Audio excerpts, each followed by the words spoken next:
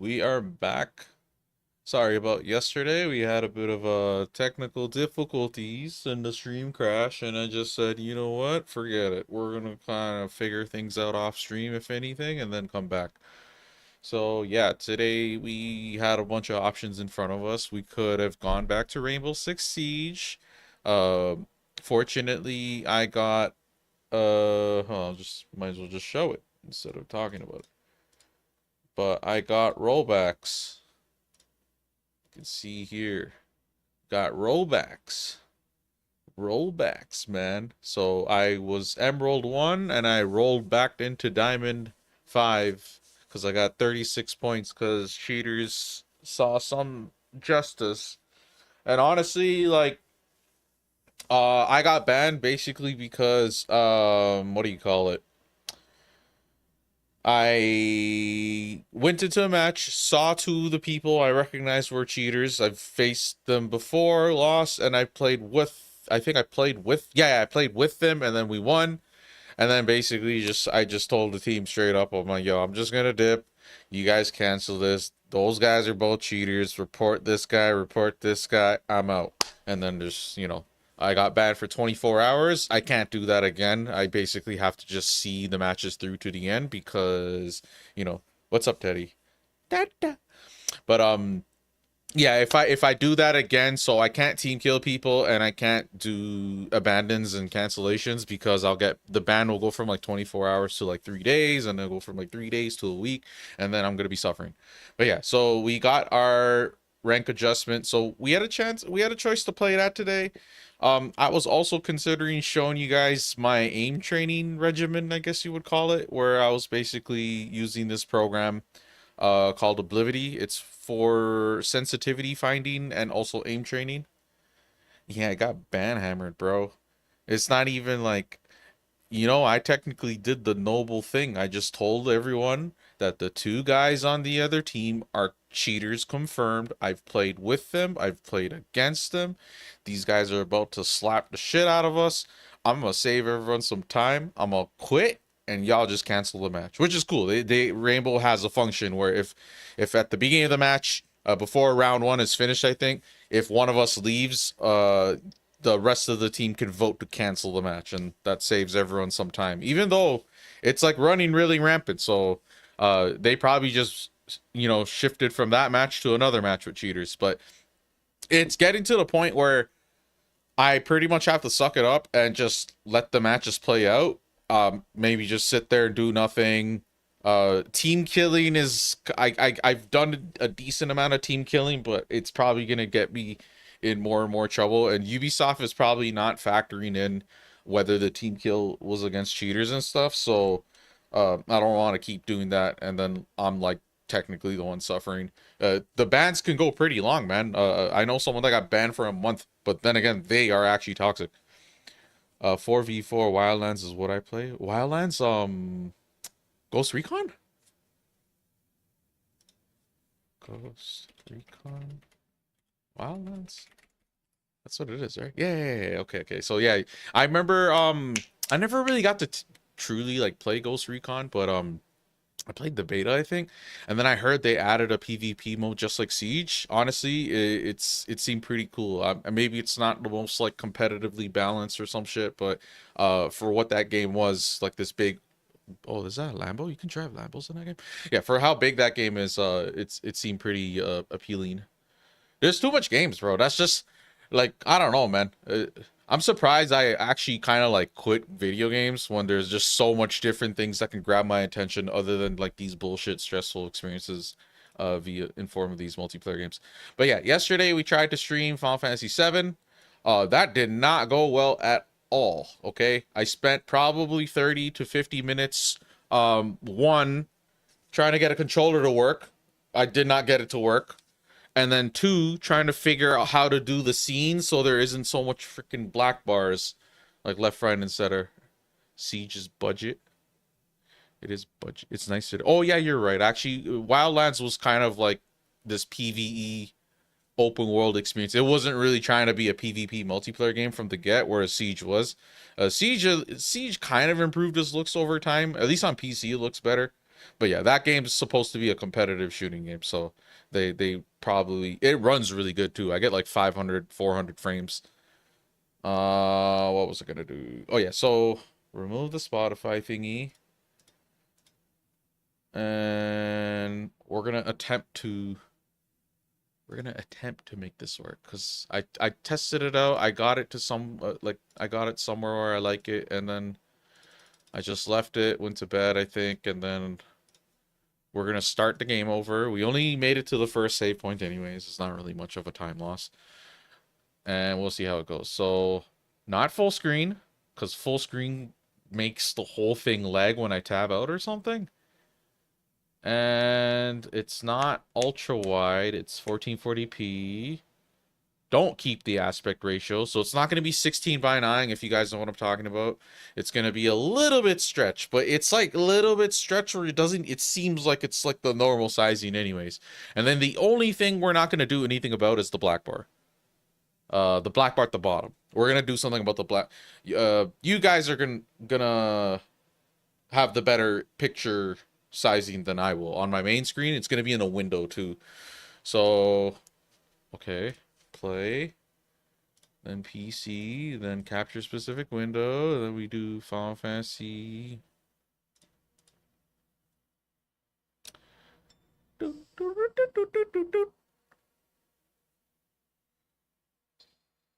Okay. Yeah, this is honestly, if you guys are interested in playing Final Fantasy 7, try to play some other version of this game. The PC version, it has a lot of weird issues. But then again, I see, like, I don't know. The best version I played in recent memory was the PS4 version, the remaster or whatever. It has a 3x speed modifier. It has like no random encounters and like a booster thing where it's like you have max infinite HP, MP, and limit breaks.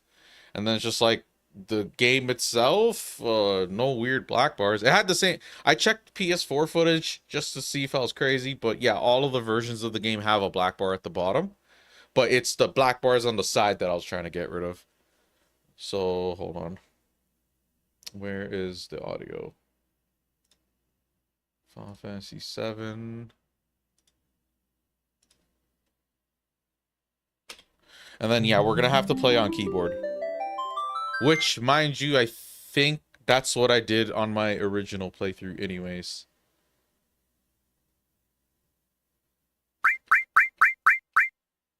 Jesus, so loud. Okay, something's wrong with my short scene, sorry, hold on.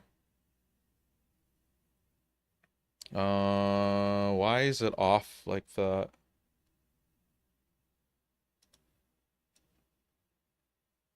There we go. That's weird. I don't recall that ever messing up like that.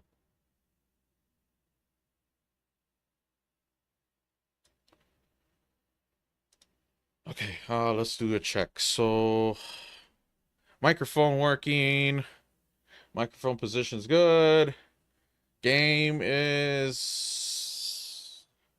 Yeah, it's windowed. It's not... Okay.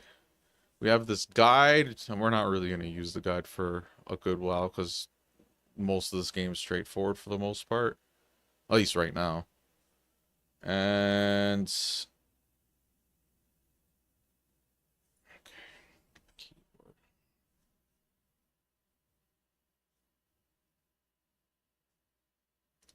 Let me close it.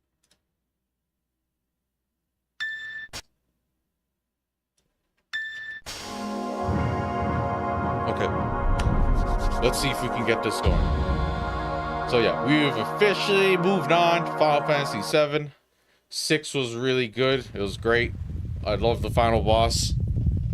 We still haven't gotten around to rendering the videos for Final Fantasy 6, so just wait on that. Basically, I have to render when I'm not willing to stream, or I'm like using my computer. I'm not using my computer for something else. But yeah. Why did it skip? No, I want that intro, bro. It's pretty litty.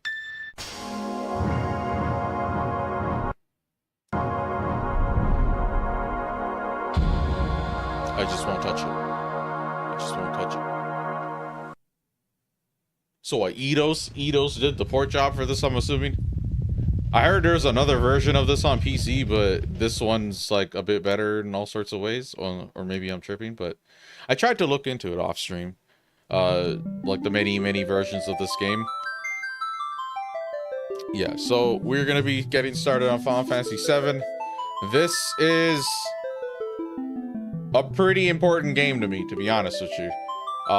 This is one of the games I grew up when I was growing up. This was like one of the best games I played. It's arguably what got me more and more into RPGs specifically.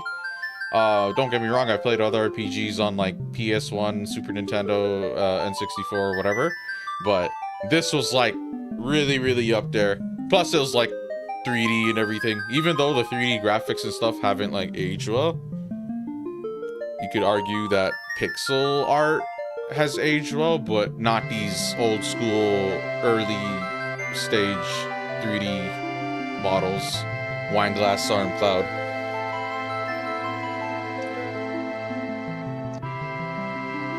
Arguably the best Final Fantasy. The fan base is pretty divided on all sorts of things, but I think a good portion of them would agree that, you know, it wouldn't be getting a remake of the caliber that they're getting, like a whole full-blown remake trilogy.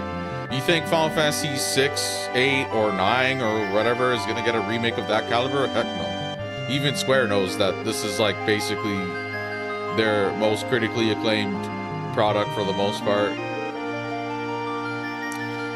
There's rumors about a Final Fantasy 9 remake that it's not gonna be a remake to the extent of the Final Fantasy 7 remake. So it's probably gonna be all in one, it's not gonna be split into multiple parts, even though that game had 4 discs. It's probably gonna be like cartoony graphics, not like this full-blown Unreal Engine overhaul of everything. But yeah. Skip. I just wanted to hear the intro, bro. Okay, so we already started before, but we'll start another new game. And it's good. No weird lag. No black bar. You're gonna see a black bar on the bottom, down here, but I'll explain why I'm gonna just deal with that specifically. But we did have the aspect ratio unchecked, so it's not gonna try to keep it 16:9. And instead it stretches it to the left and right. And then if I did want to eliminate the black bar, I would basically I would lose a little bit of the left of the image and the right of the image, and also technically the bottom of the image, because even though it's a black bar at the bottom, it's actually not always a black bar. When you go in your menu or the world map, it's filled. It's only in battles and then inside of like a town map or whatever, not the world map, it would be a black bar there too. So right now there's a black bar. So CG cutscenes is a black bar. So I could technically click it and stretch it down, but you'll lose information on the sides. So we decided to just go with this combination of settings.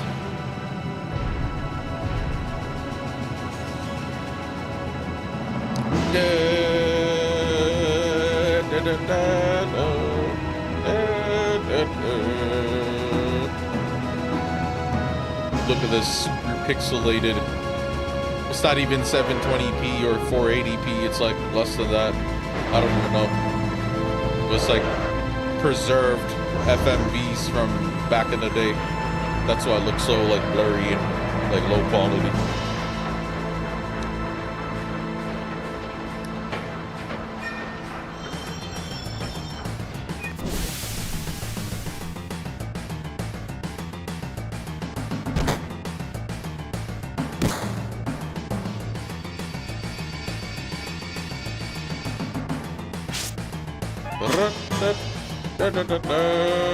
Come on, newcomer, follow me.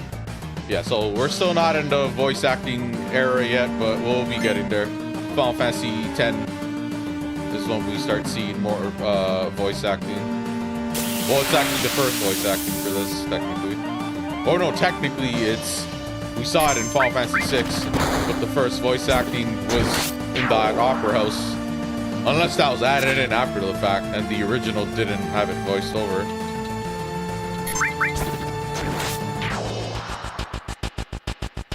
Yeah, so this is what we're going to be working with. You see how it's a black bar at the bottom of the screen in the battle, but now that we're in the menu, it filled out. It's no matter which way I go, we're losing information, video information. But yeah, so begins our journey.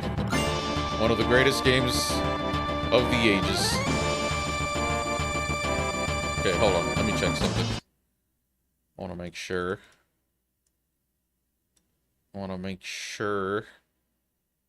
The recordings are coming out right. So yeah, we got rid of the black bars on the sides at least, so that's not too bad.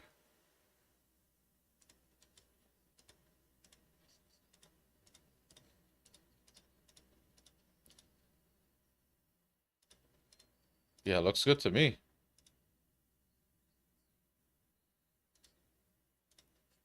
All right, cool. Perfect. I mean, not perfect. There's nothing I can do. So I looked at like the PS4 version, the Switch version, I think even PS1 classics and stuff. They all have that black bar at the bottom.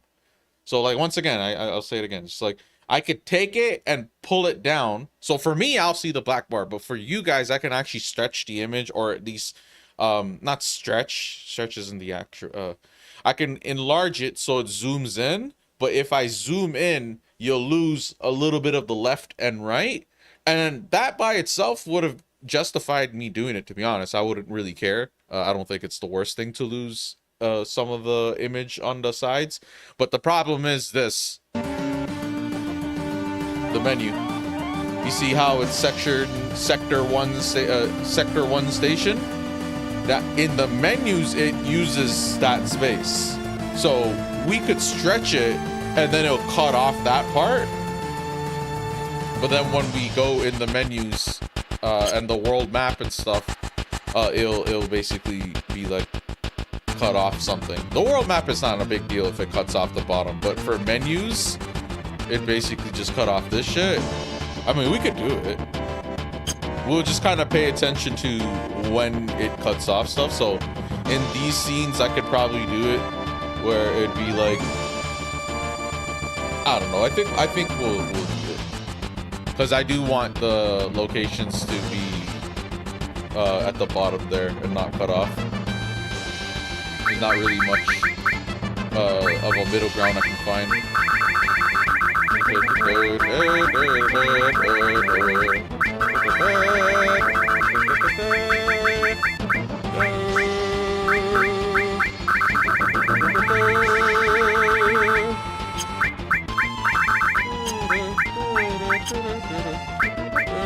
And then I'm gonna be playing this with one hand, because all my controls are on the keyboard there.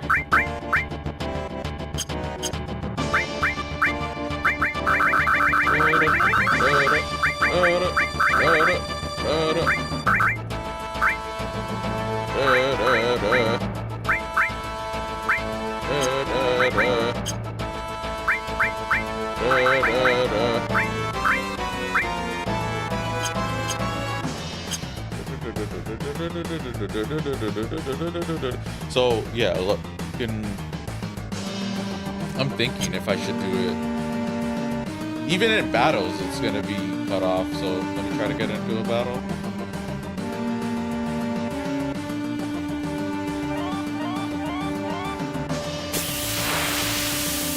Yeah, so battles is the black bar at the bottom too.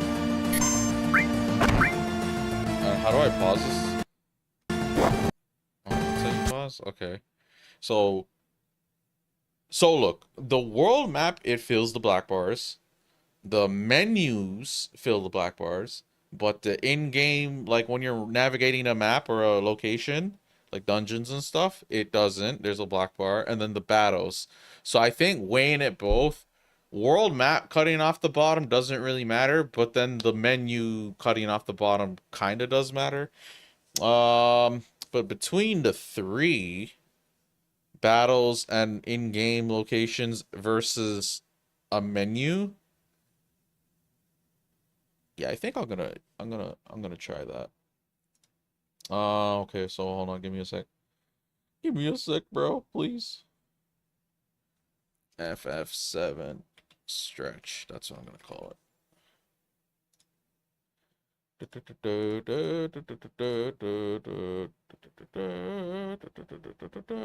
PC game video. And then we move it all the way down. We did this already yesterday, but we deleted that source.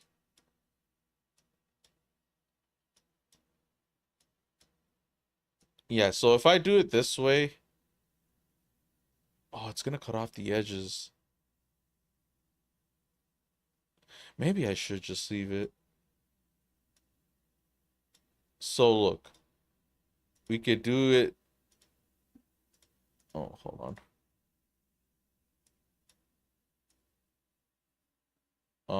What? Oh, okay.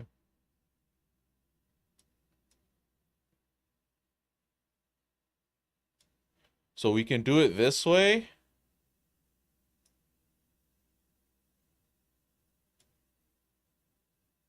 Or this way.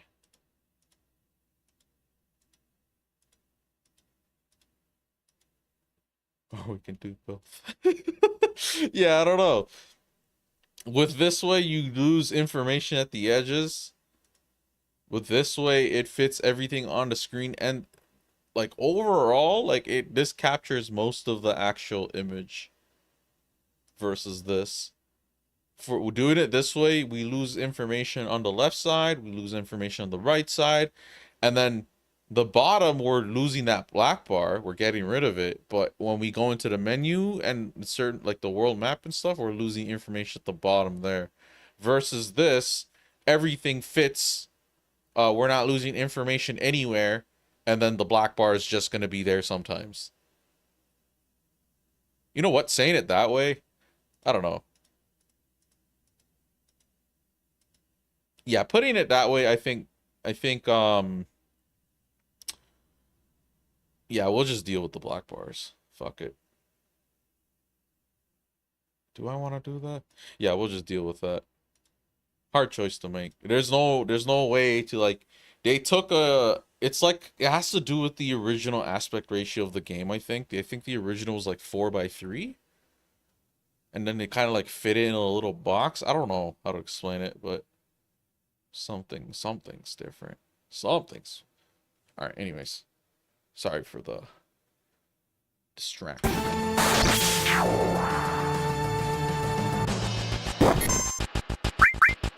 I hate me my black bars though, I'm not gonna lie. That's why I was kind of like,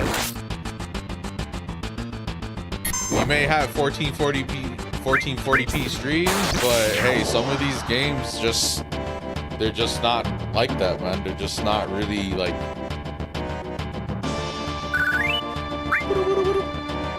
they're just so old that it doesn't even matter what I do. Okay, my shorts seem okay.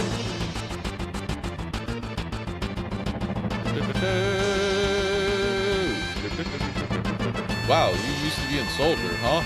Not every day you find one in a group like Avalanche. Soldier? Aren't they the enemy? What's he doing with us in Avalanche? He was in Soldier, Jesse. But he quit and is with us now. I didn't catch your name. And of course, we're gonna go with defaults. I've had playthroughs where I like named it stupid stuff, or like I named it after me or something, but we wanna do a pretty traditional playthrough. Cloud, eh? I don't care what your names are. Once this job's over, I'm out of here.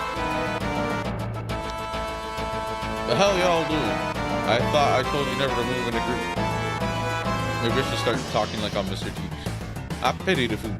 Our target's the North Mako reactor. We'll meet on the bridge in front of it.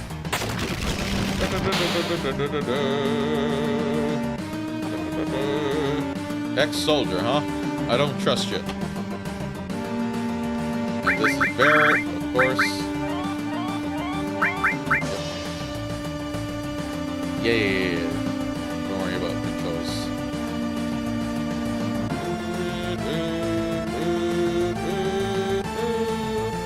Final Fantasy VII is like following that. Oh, I got the glitch again. Oh, I guess this is like a really high likelihood of activating it. I don't know. Yeah, I got it again. That's weird. Again. That's trippy. Not a good look, but it's all good. Y'all you're gonna have to give this game a little bit of a pass. This is a 1997 game. I mean, don't get me wrong, we play games older than this, but this is like a transition point in video game history.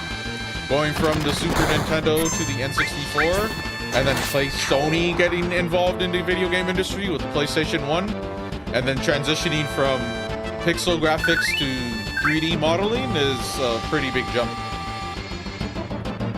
And they did all sorts of different stuff to fully realize this vision. Even the cutscenes, like the CG cutscenes, like we didn't even have those in the earlier Final Fantasy games we just played. To have FMV videos is like, those are outdated by this point, but they do FMV CG type of shit, and then later on they just kind of do full CG. Like most game companies nowadays are doing CG videos, CG movies or whatever, to like showcase. They'll show no gameplay, but they'll do like a concept, proof of concept via a CG trailer.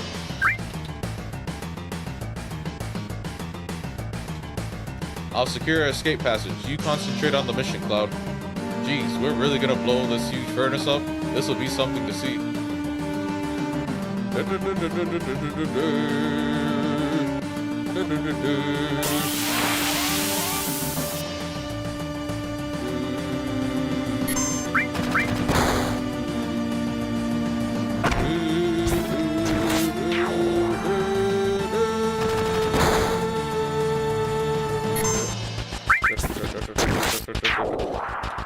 Yeah, there's like certain games that are like really hype. So one example off the top of my head is God of War. The God of War franchise, they usually start the game off with a bang.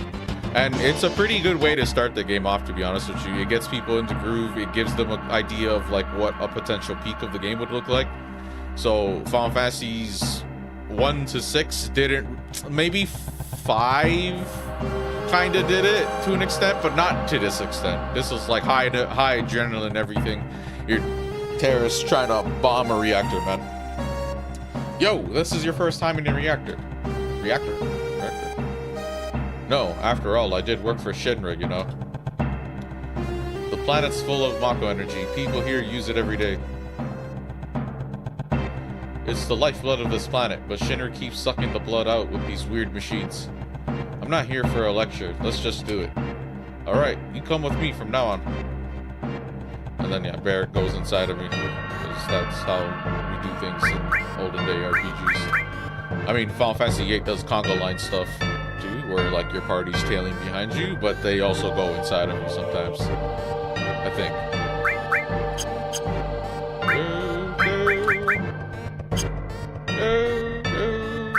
Well, at least I can multitask. Drink water with one hand and play the game with the other.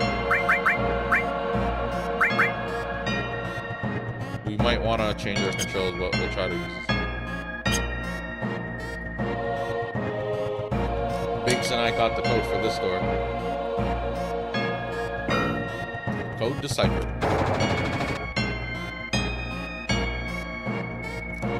Think how many of our people risk their lives just for this code. Code deciphered.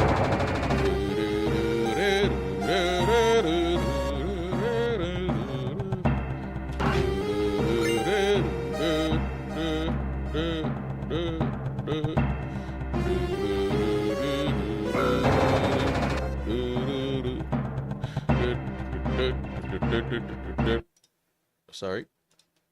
Game did not freeze. When I click off the window, it freezes the game. That was the reason why I didn't do full screen. Full screen made me alt tab, and every time I alt tab, it introduces like a shit ton of frame like latency or some shit like on my OBS and whatever. Yeah. Hold on, let me check something. Yeah, okay, cool.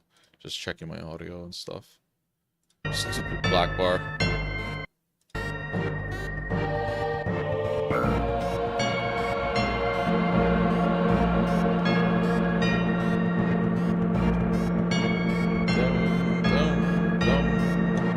Little by little, the reactors will drain out all the life. Then that'll be that. It's not my problem. The planet's dying, Cloud. The only thing I care about is finishing this job before security and the broken parts come.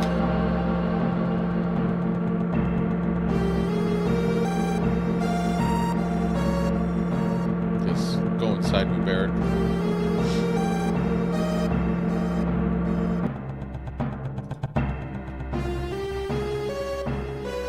It is I, wine glass hands Cloud. Y'all talking about how the remake may have been unnecessary? Well, fucking look at me. Alright, I need this more than anyone. Look at this shit. I don't even have an ass. It's like my legs are just fucking connected to my bottom torso. My pelvis.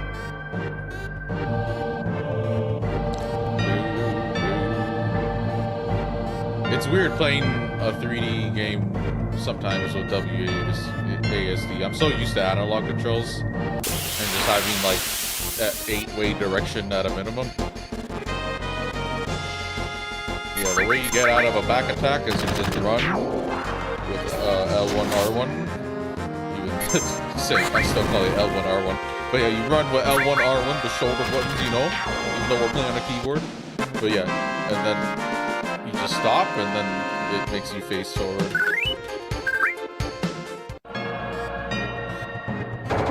It's pretty bad that I can't use a controller, but it's okay.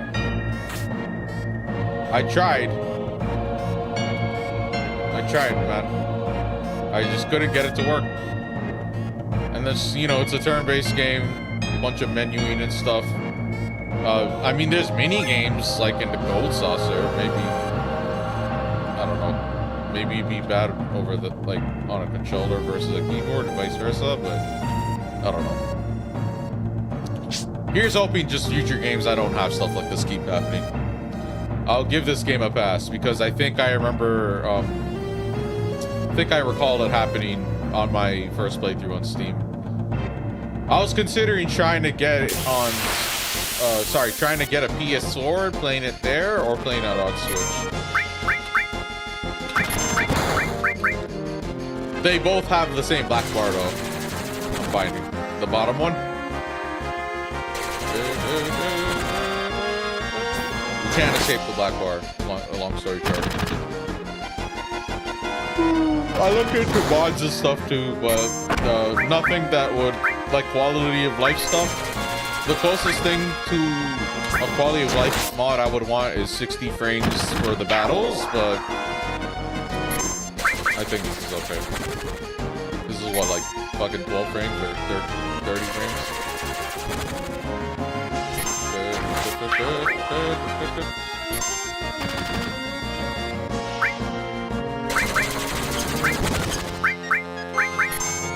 Let's save that for the boss.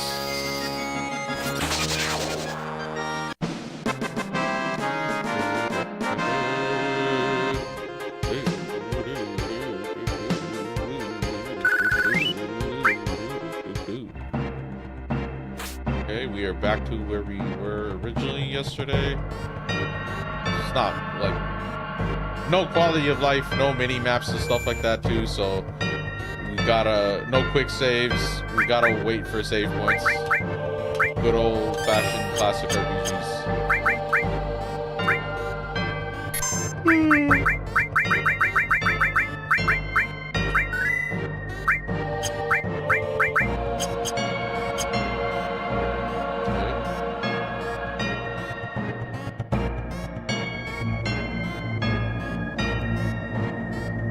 Okay, Okay, we're gonna be fighting the boss. Pretty classic, iconic boss fight. Got the restore materia. Oh, don't have materia yet. The menu option. When we blow this place, it ain't gonna be nothing more than a hunk of junk. Cloud, you set the bomb. Shouldn't you do it? Just do it. I gotta watch to make sure you don't pull nothing. Fine, I'll do it. Watch out! This isn't just a reactor. What's wrong? Huh? What's wrong, Cloud? Hurry it up. I pity the fool. Yeah, I'm sorry.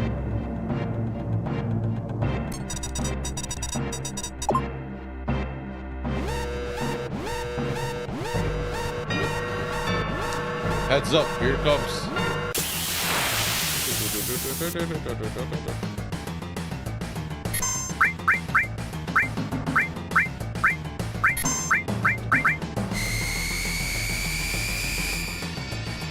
The guard's tail scorpion, whatever it's called.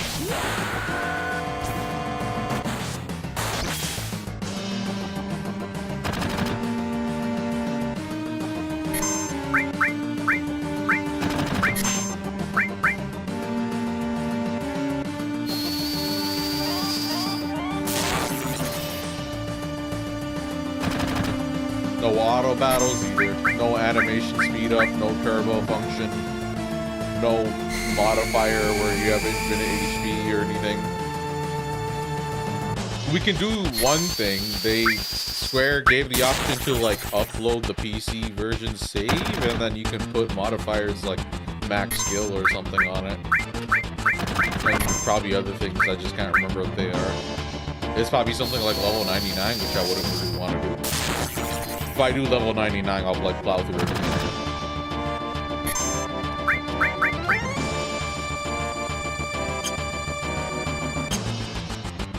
Attack. Oh, whoa, that's way too fast. Attack. Don't. It'll counter attack with its laser with the tails up.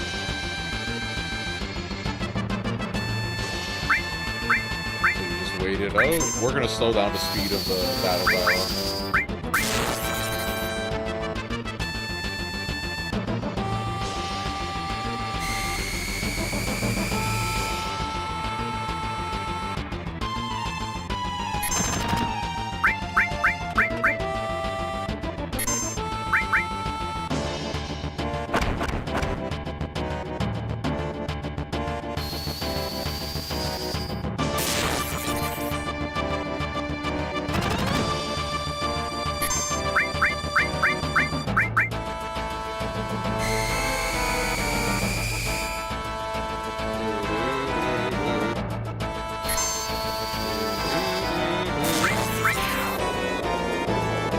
Oh yeah, that's what I was talking about. When enemies die, they just kind of turn into a laser out.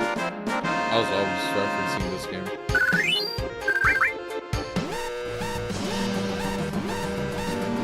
Come on, let's get out of here.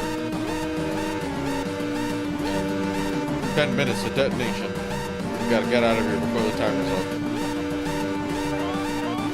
But that being said, we should be good. It's not gonna be too hard this game. Standard stuff.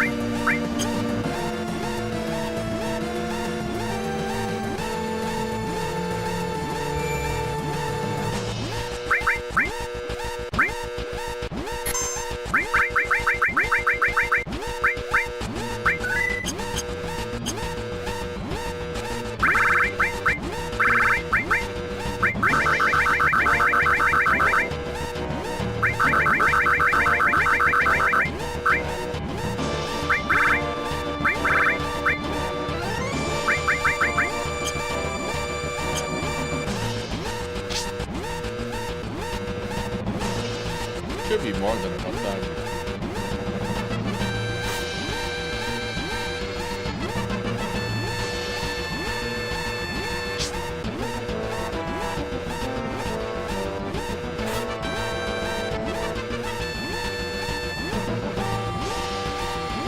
You alright? My light got stuck.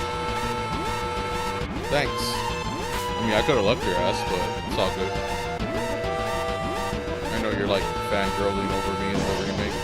Hey!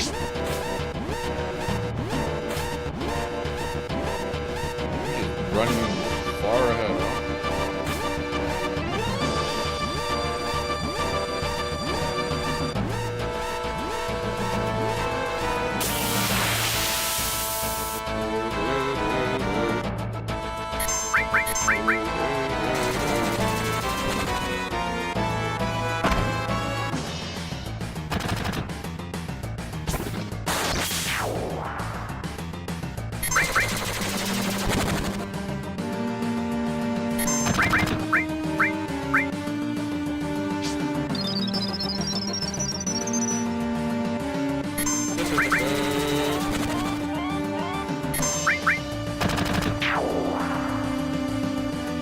This is my childhood right here, man. PlayStation 1 was like a pretty good generation for me. There's so much great games. And then any game I did miss because it's like too old or whatever, like maybe a Super Nintendo and I just never, you know, owned it or whatever. They ended up getting ported to PlayStation and stuff anyways. A lot of them at least.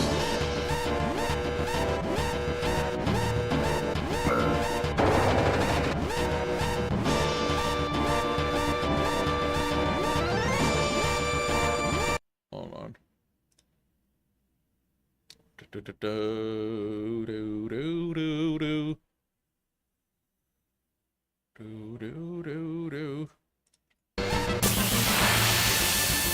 Yeah, I prefer this way. Full screen was horrible.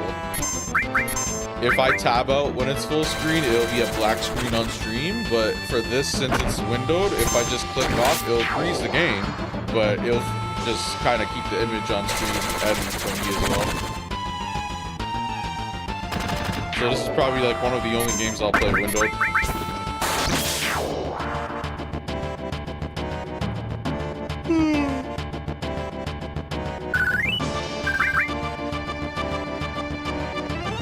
Alright, be careful.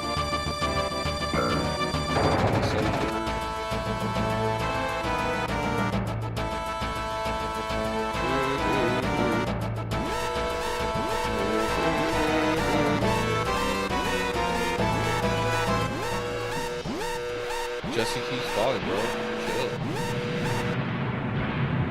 Nice little hybrid CG scene where it's like gameplay and a CG cutscene or whatever. I don't know if it's called CG or FMV. I know olden day cutscene called FMV, like full motion video or whatever. I think that's not what it stands for. Anyways, whatever. It doesn't matter. That should keep the planet going at least a little longer. Yeah.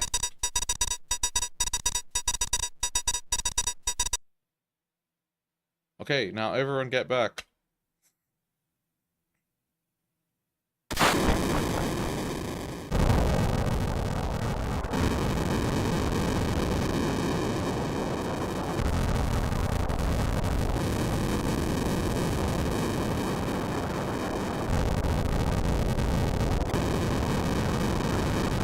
Alright, now let's get out of here.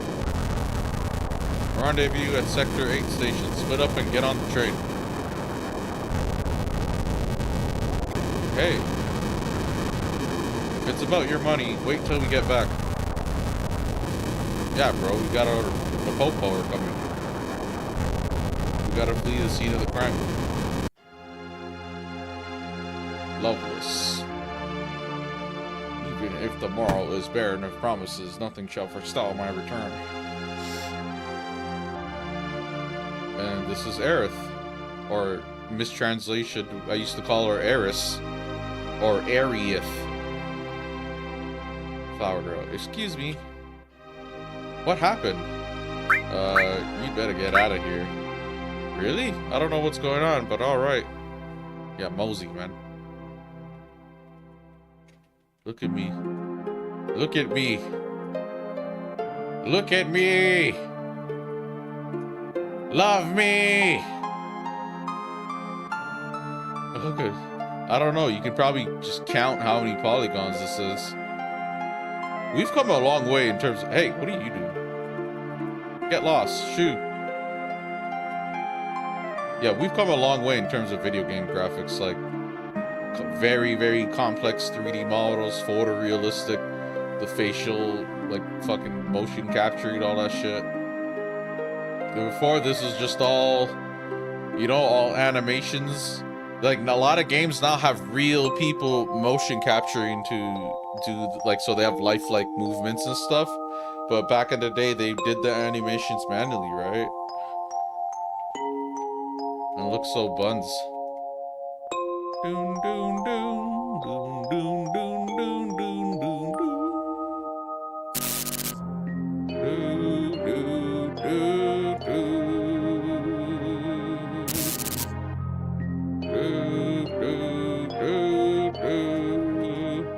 Just what the hell's going on? Wonder what that is on the wall over there. Let's see. Don't be fooled by Shinra. Mako energy doesn't last forever. Mako is the planet's life source. The end is in sight. Protectors of the planet. Avalanche. We're basically doing mercenary work for an eco-terrorist group.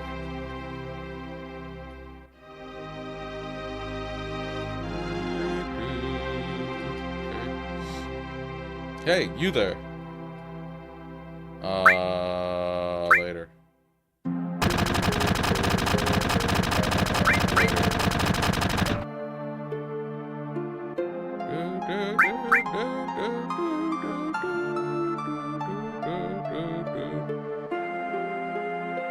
I don't have the time to mess around with you guys. Enough babbling. Grab him. Another transition. It's kind of interesting because some CG scenes would have Cloud in his miniature 3D model, and then some cutscenes will have Cloud in like he'll be kind of like regular adult height. It's weird. Cloud never came.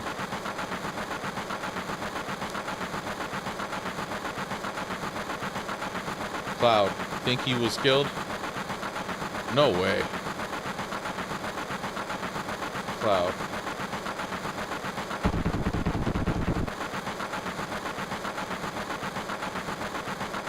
Say, do you think Cloud's going to stay on and fight for Avalanche?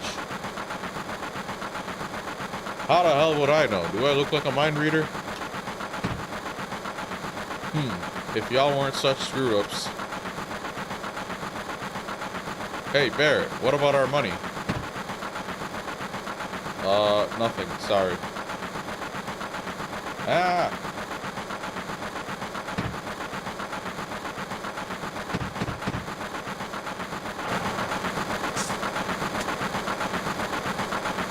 Cloud! Was Barret the only one that was like unenthusiastic there? Looks like I'm a little late.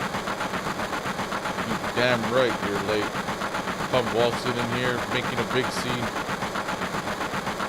Did he just brush his hair like that? Like, it's no big scene, just what I always do. Yeah, Cloud's trying to be a badass.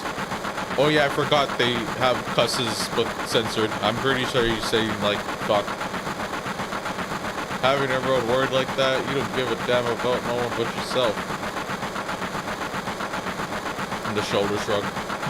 You were worried about me? What?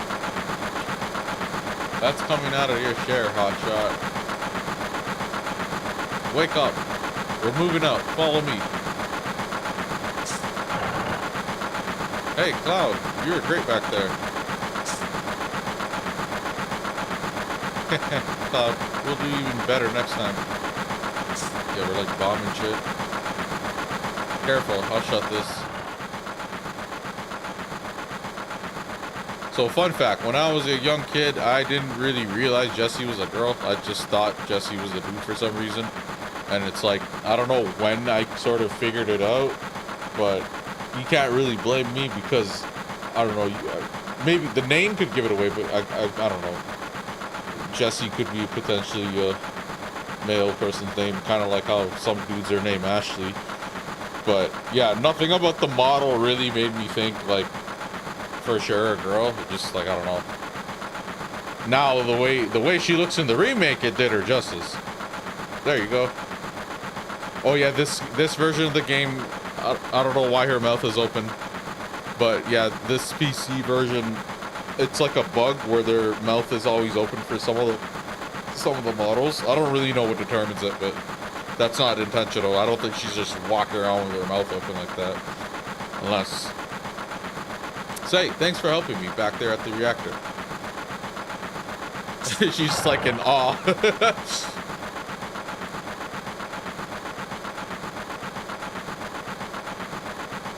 Look at me.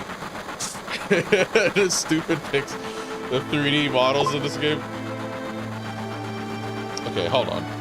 Quick break. Here's your... Where's the BRB thing? Yeah, sorry. My stomach's not hurting. BRB.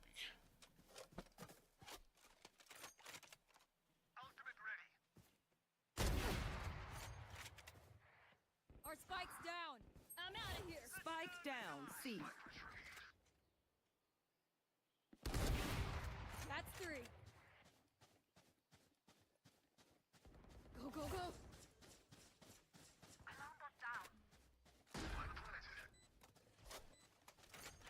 Gotta go. I'm out of here. Bomb grenade out.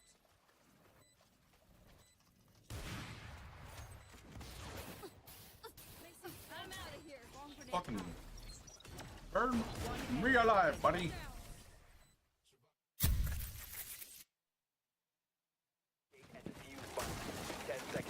Okay, cool. This is the person that killed me. Okay, so he shot Hannah. They're both cheaters.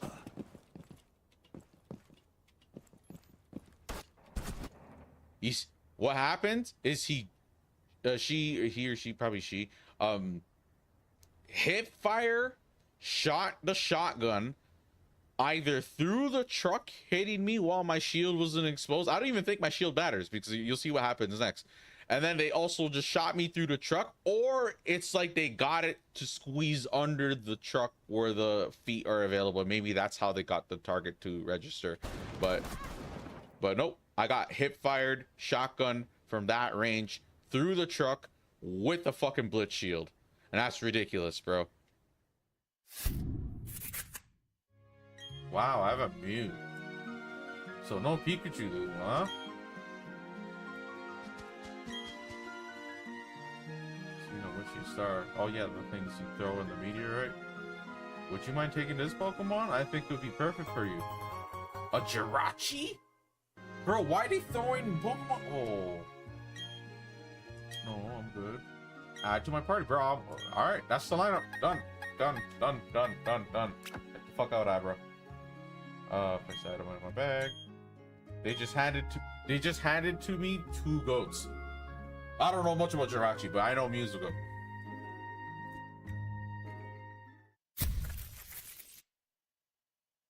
Go. We came prepared. Not even God could get out of this.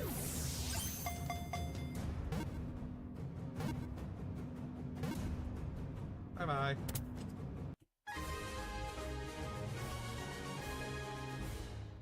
And that starts just everyone. Stream didn't even last 30 minutes. It's at 14 minutes, 50 minutes, 15 minutes. It's because I used the repel and flew through the whole place.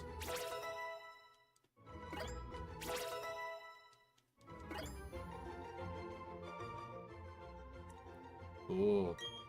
We caught God twice. Shape the universe with its 1,000 arms, even though I see no arms and I see 4 reindeer looking ass legs.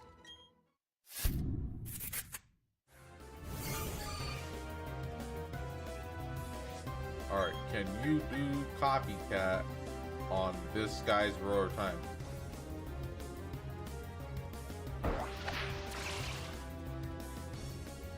Yes, you can! Oh, yeah, let's go. Fuck you, bitch.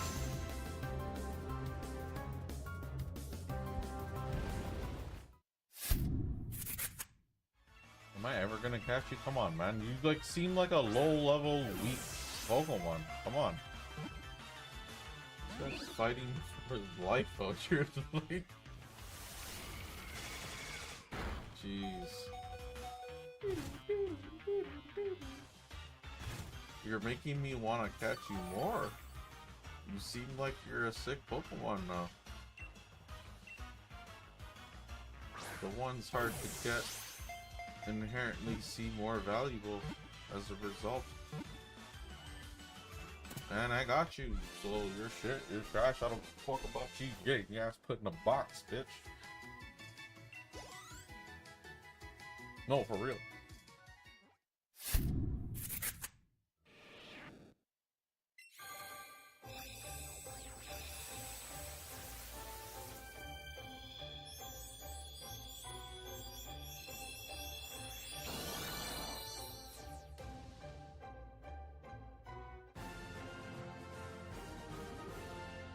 About time. I'm just curious if any of these would work. No, not give to a Pokemon. Rusted sword. Let me see how that goes.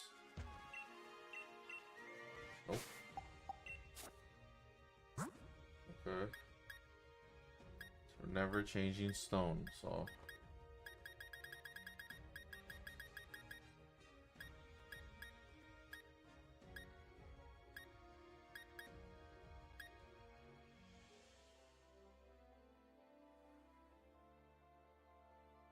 Oh, it could be a play on words. Never changing isn't not involving.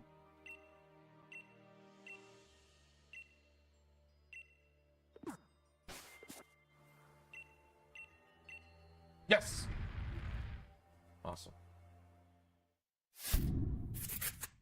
With your riddle that a wise old owl once told me, it cannot be seen, cannot be felt, cannot be heard, cannot be smelt. It lies behind stars and under hills, and empty holes it fills. It comes first and follows after, ends life, kills laughter. What is it?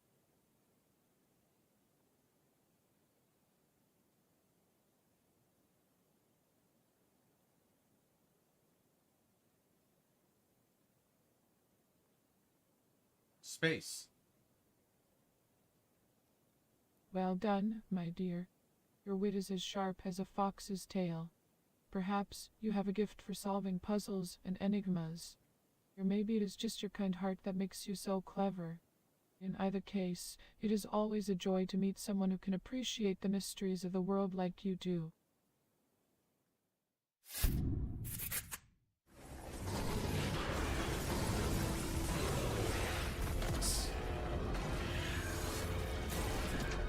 Samas! Samas! Blast them up! Oh. Boom!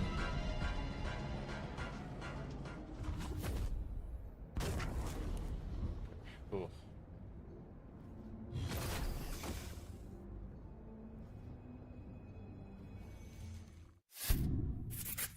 You mustn't dwell on it.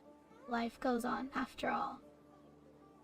So you weren't supervising your cat, and your cat drank liquor, it got drunk, and then did acrobatics on a chandelier and fell to its death? Yes, that's about the size of it, my dear. But let's not be too hard on poor Mr. Whiskers. He was always such a playful and mischievous little thing, and he did bring me a great deal of joy while he was with us. It's a shame that his curiosity and love of life had to lead to such a tragic end. But as they say, curiosity killed the cat. I salute Mr. Whiskers. Rest in peace. Thank you for your kind words, my dear. It's good to see that someone appreciates the value of a fine feline companion. Now, if you'll excuse me, there are some mushrooms that require picking in the forest.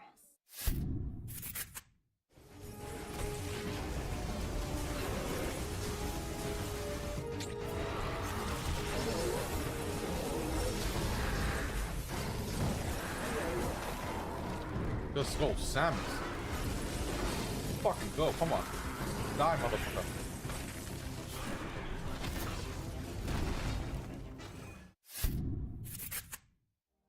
Can you help me solve these crimes in this video game? Sure, I'd be glad to help. Which video game are you talking about?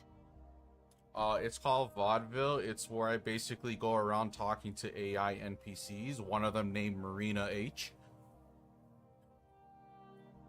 I see, that sounds like a really interesting and fun video game.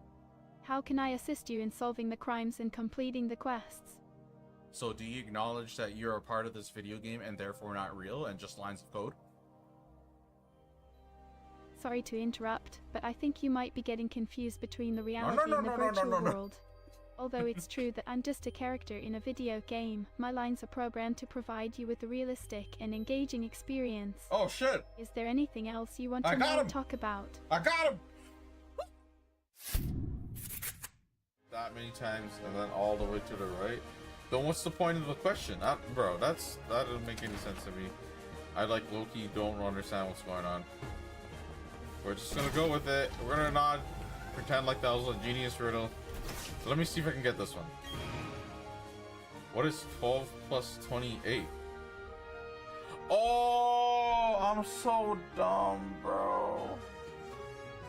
I get it. I'm so dumb. What is 12 plus 28?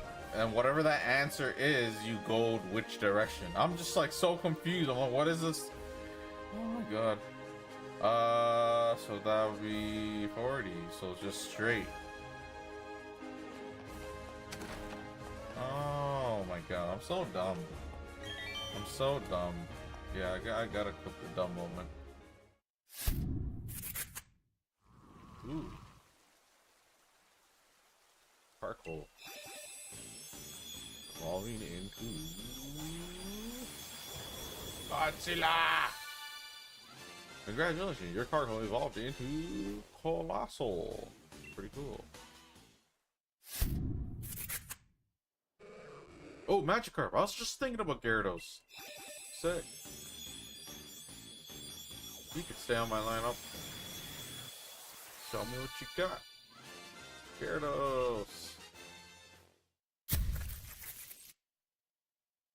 Design sense they could like shoot through for some reason, but not like solid walls, but the elevator itself, because maybe it's like a different kind of object or something. But they just kind of come in 1 2 3 dead, and you'll notice it's so fast that it does seem to have to flick to my head, but it looks like they're just looking straight ahead and everything around them just dying and shit. But like, look at that, that's ridiculous.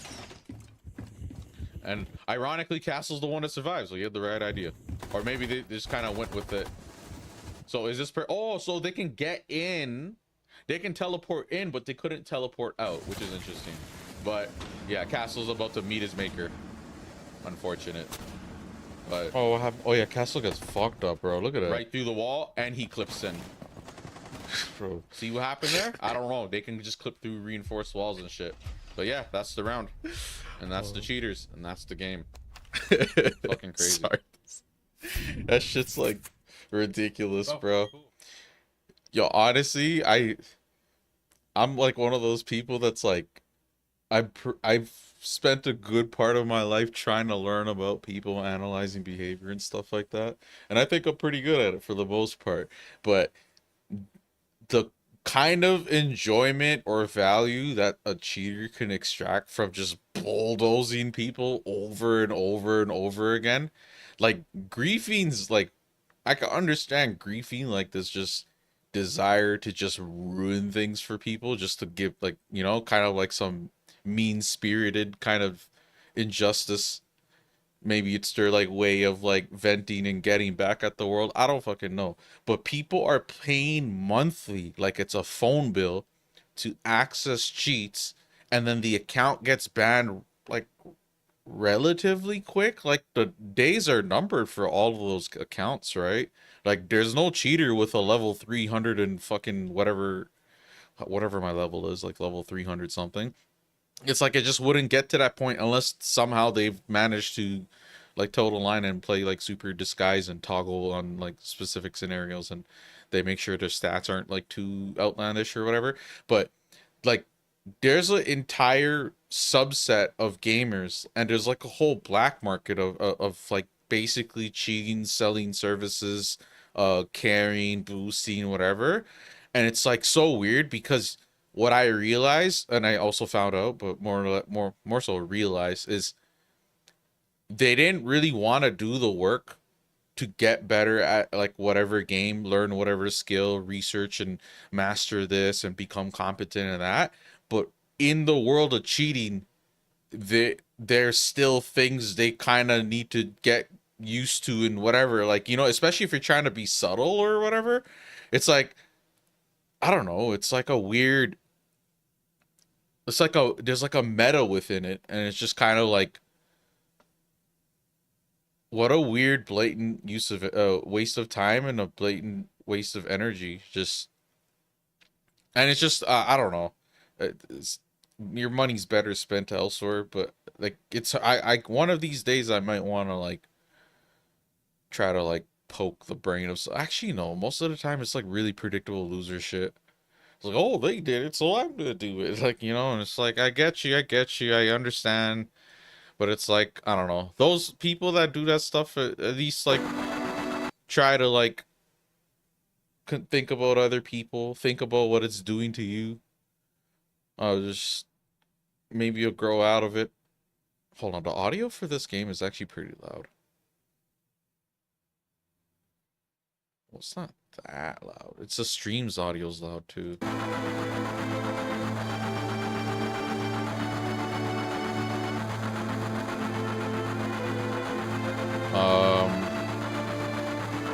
Actually, I think it's okay.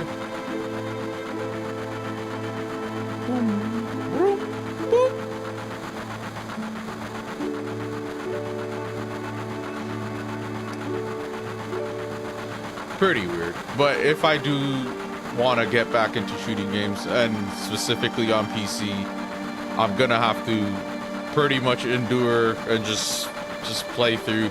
I've been thinking of things I could do where I play Siege, and then if it's a game with cheaters, I'm gonna like try to do something else while that time is being wasted. Because for a stream, it's not really entertaining to watch to an extent. I mean, maybe it is, like the morbid curiosity of it all, but maybe I'll like have another game up. Maybe I'll aim train when that happens.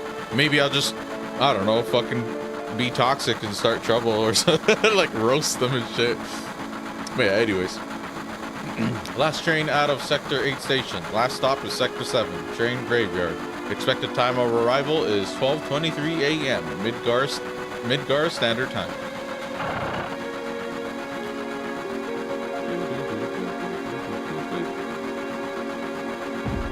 Oh, all of your mouths are open, bro. Chill. Look, they all just seem surprised all the time. This is why I hate the last train. Ooh, boy.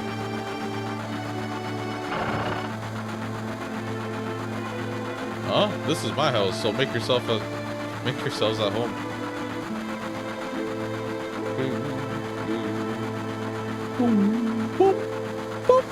Okay. You see the headlines in the Shinra Times? The terrorists that bombed the #1 reactor are based somewhere in the slums, blowing up a reactor. They sure put some thought into this one. They must have a real calculating leader. I wonder what they'll do next.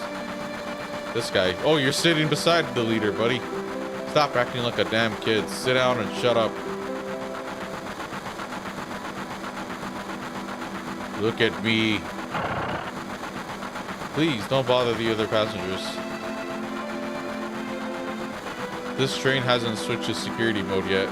I'm sure that will change by tomorrow.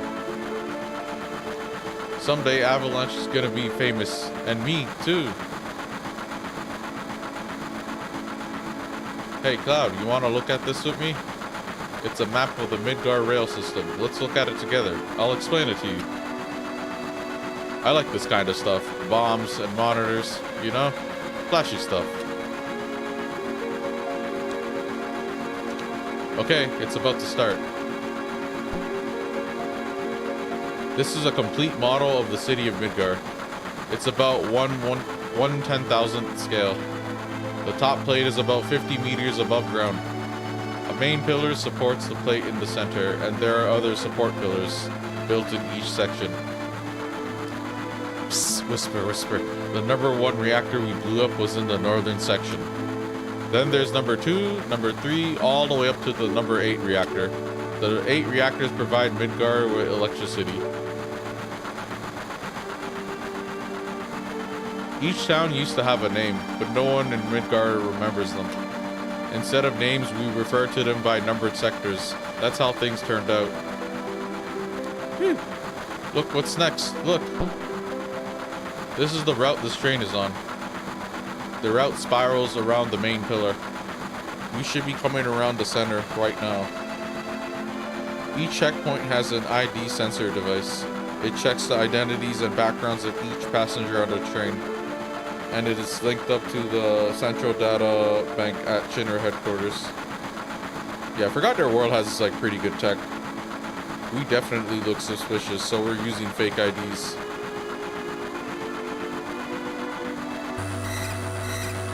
Speak of the devil. That light means that we're in the ID security check area. When the light goes off, you never know what kind of creeps will come out. We're almost back now. What a relief.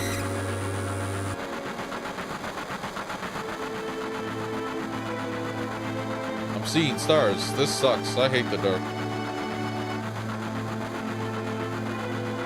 Snore. Snore. Don't act so damn big, Barrett.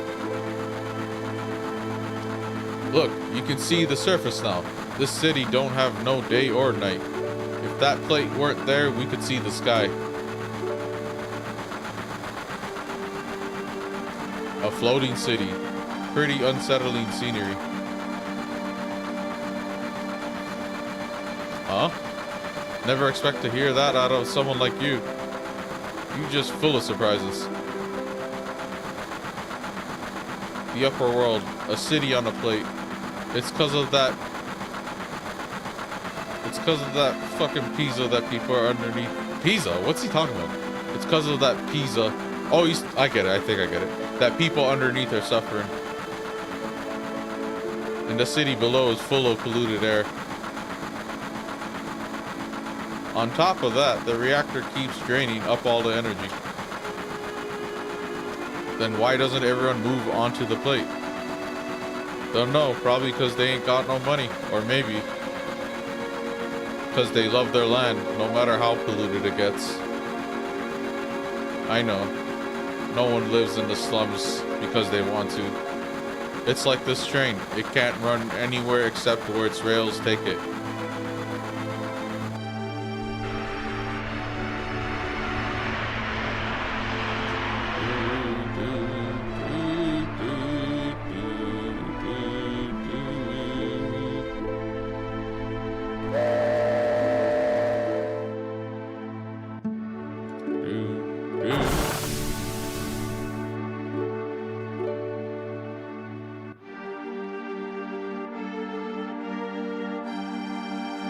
Past the hour mark at least. Or at least they're playing the game. Had to figure out, you know? Too bad I can't use controller, but it's okay. I'm just worried about certain aspects of the game, like mini-game stuff, maybe. Yo, get over here, all ya.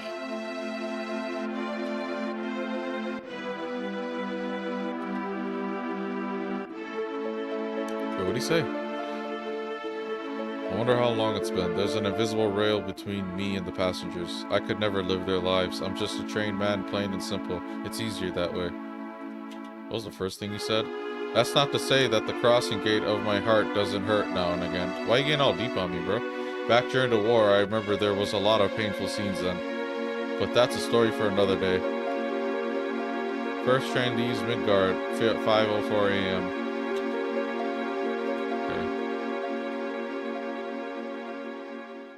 This mission was a success, but don't get lazy now. The hard part's still to come. Don't y'all be scared of that explosion. Because the next one's gonna be bigger than that. Meet back at the hideout. Move out.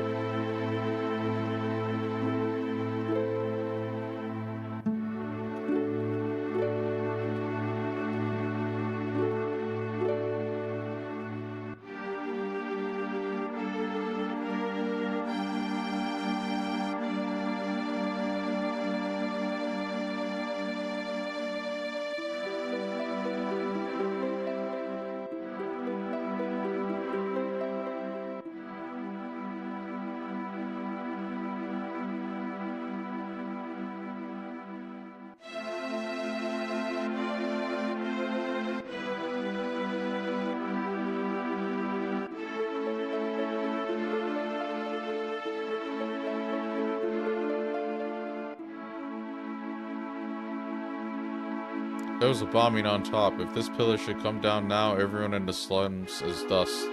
Well, there's no point in worrying about that. Hey, check it out. It's huge, ain't it?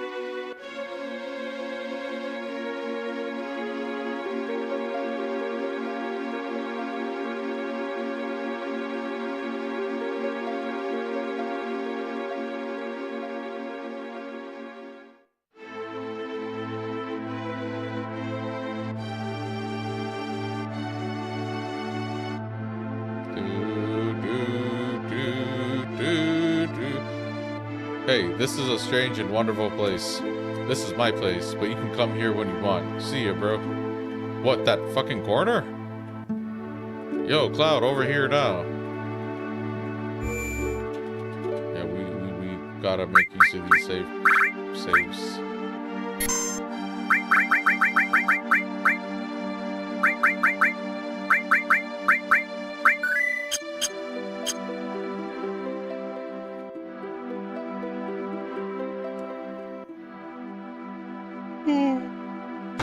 Stomach's hurting, bro.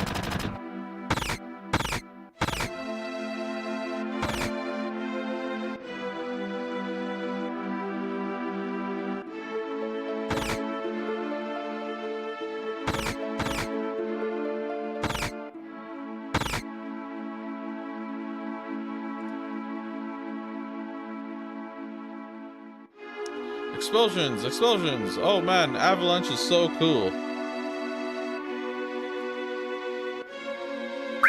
Did you hear? No. What?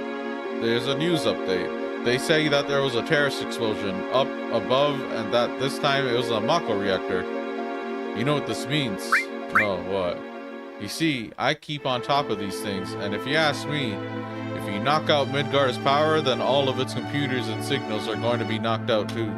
Financially, there must have been about 1 billion gil worth of damage. And that ain't all. A lot of innocent people got killed too. If the explosion had been in the middle of the night, that would have been one thing. At least the people could have gone in their sleep. I'm not opening up. Go away.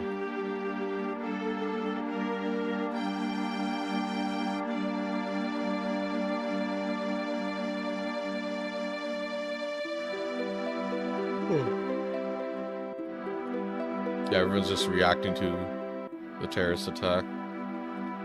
Maybe not that guy, but...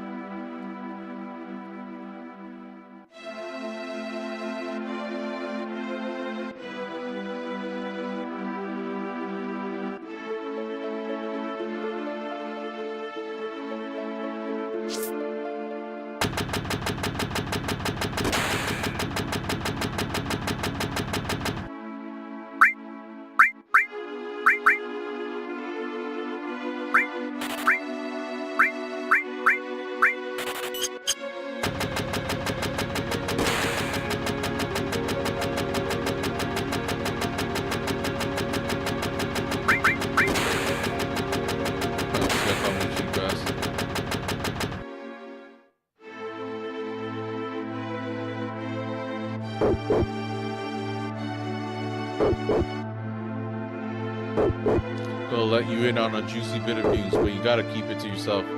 Do you know about what's been going on? What, that again? You must be sick of hearing it, but it's been so long since there was any real news here. You're worried where it's all headed, right? Not really. It's headed where they want it to head because they're the ones doing it.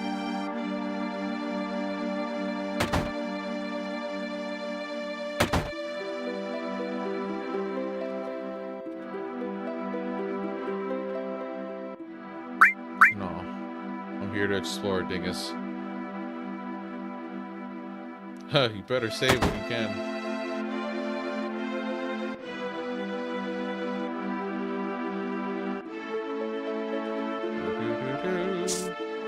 Yeah, you saved me some time.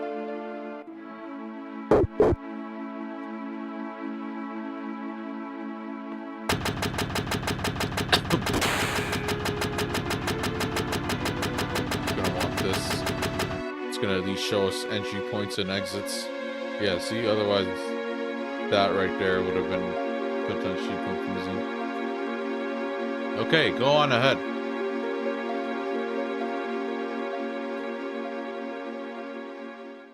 You, Cloud, get off your slow-moving ass.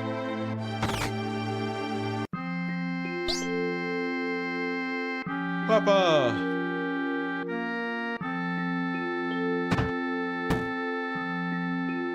Marlene, aren't you going to say anything to Cloud?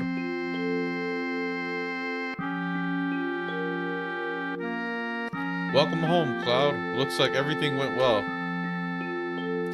Did you fight with Barret? I don't think so. You've grown up. When you were little, you used to get into fights at the drop of a hat. Okay, we're gonna leave Tifa on her regular name.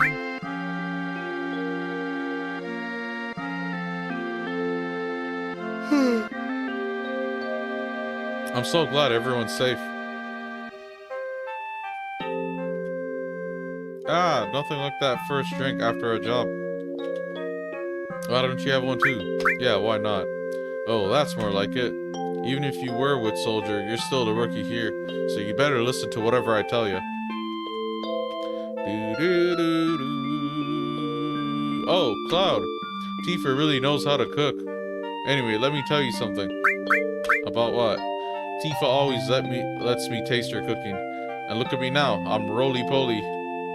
Don't know whether I should be happy or sad, but it's the good food and drinks that make this shop famous. Hey, Wedge, you're getting all excited. Stop making such a mess.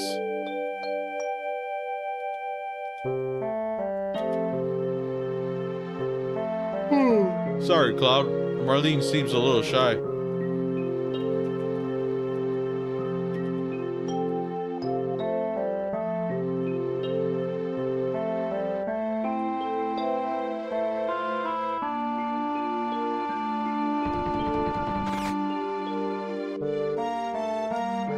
Papa, welcome home.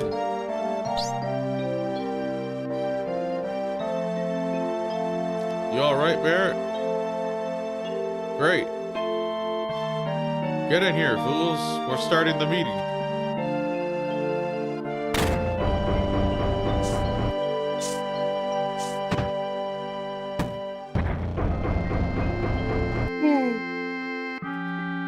Sit down.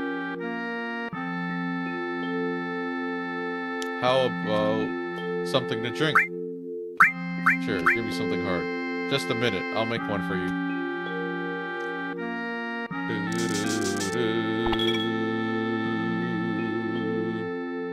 You know, I'm relieved you made it back safely. What's with you all of a sudden? That job wasn't even tough. I guess not. You were in Soldier. Make sure you get your pay from Barret. Don't worry, once I get that money, I'm out of here.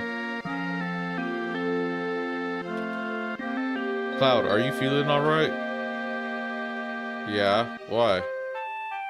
No reason, you just look a little tired, I guess. You'd better go down below.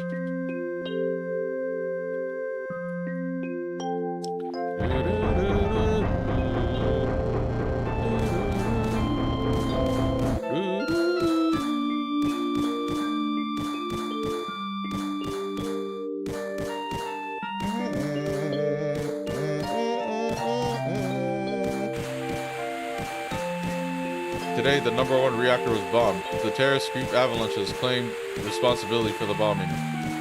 It is expected that Avalanche will continue its reign of terror.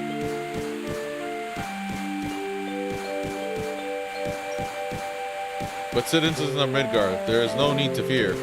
I have immediately mobilized Soldier to protect our citizenry against this senseless violence. Thank you and good night. You think I'm a little too uptight? No.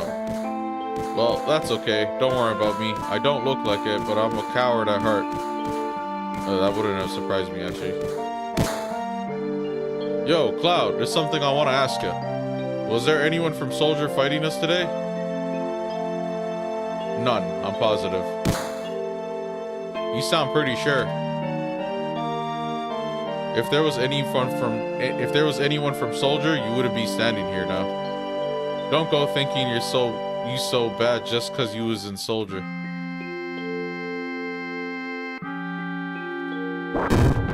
Don't kill me. Yeah, you're strong. Probably all them guys in Soldier are. But don't forget that your skinny ass is working for Avalanche now. Don't get no ideas about hanging on to Shinra. Staying with Shinra? You asked me a question and I answered it, that's all. I'm going upstairs. I want to talk about my money. Papa, you're so great. Shucks, money. Wait, Cloud. Tifa, let him go. Looks like he still misses the Shinra. Shut up. I don't care about neither Shinra nor Soldier. But don't get me wrong, I don't care about Avalanche or the planet for that matter.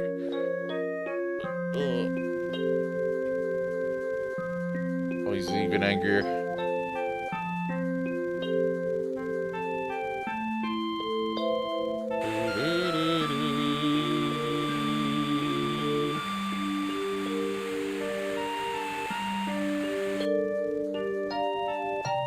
Money, oh my, it must have been for a lot of it. Sure, well, what the hell, it's a verbal agreement. Now let me figure this out. Oh, stop it, Cloud, did you hear me? Wait, I wasn't even trying to examine the TV, I was trying to talk to Tifa.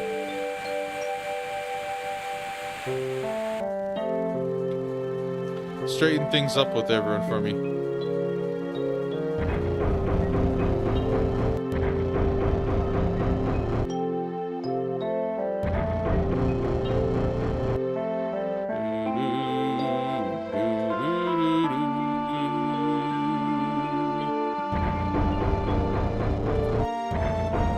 Let me check something. I'm not sure if the audio balancing is the greatest.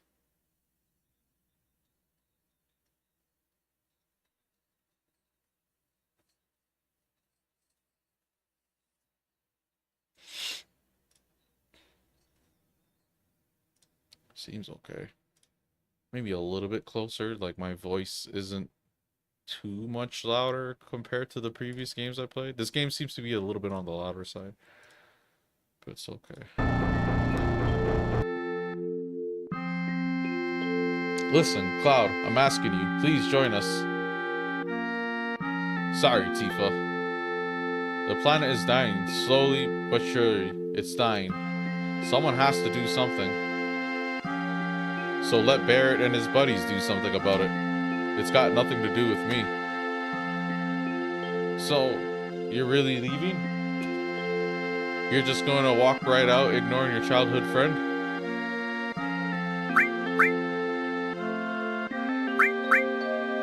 How can you say that? You forgot the promise, too. Promise? So you did forget. Remember, Cloud? It was 7 years ago.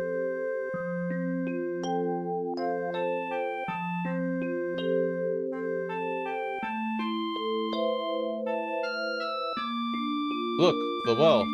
Do you remember? Yeah, back then. I thought you would never come, and I was getting a little cold.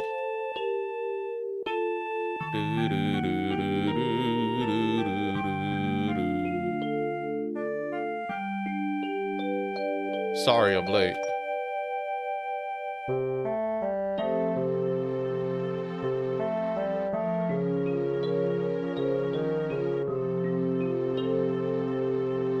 You said you wanted to talk to me about something? Come this spring, I'm leaving town for Midgard. All the boys are leaving town. But I'm different from them. I'm not just going to find a job.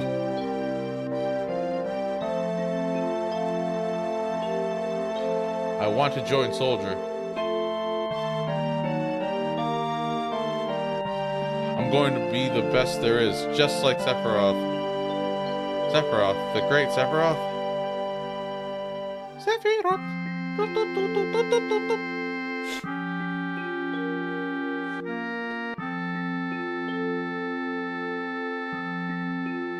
Isn't it hard to join, soldier?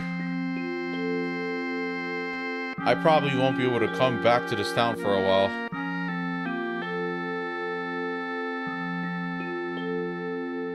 Huh?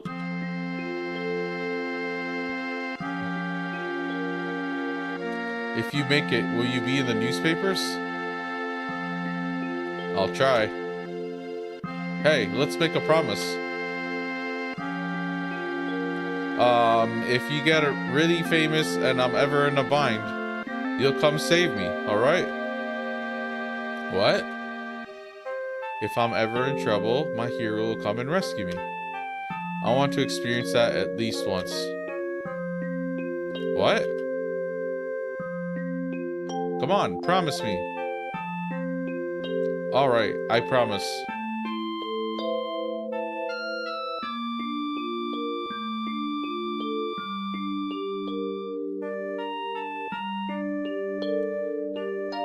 You remember now, don't you? Our promise? I'm not a hero and I'm not famous, so I can't keep our promise. But you got your childhood dream, didn't you? You joined Soldier. So come on, you've got to keep your promise. This guy just climbs up. Wait a second, big time soldier. A promise is a promise. Here. Where you threw it on the floor, I had to grab it off the floor, bro. Receive Barrett's stash, 1,500 gil. This is my pay? Don't make me laugh. What? Then you got the next mission lined up? I'll do it for 3,000. What? It's okay, it's okay. We're really hurting for help, right? That money's for Marlene's schooling. 2,000. Thanks, Cloud.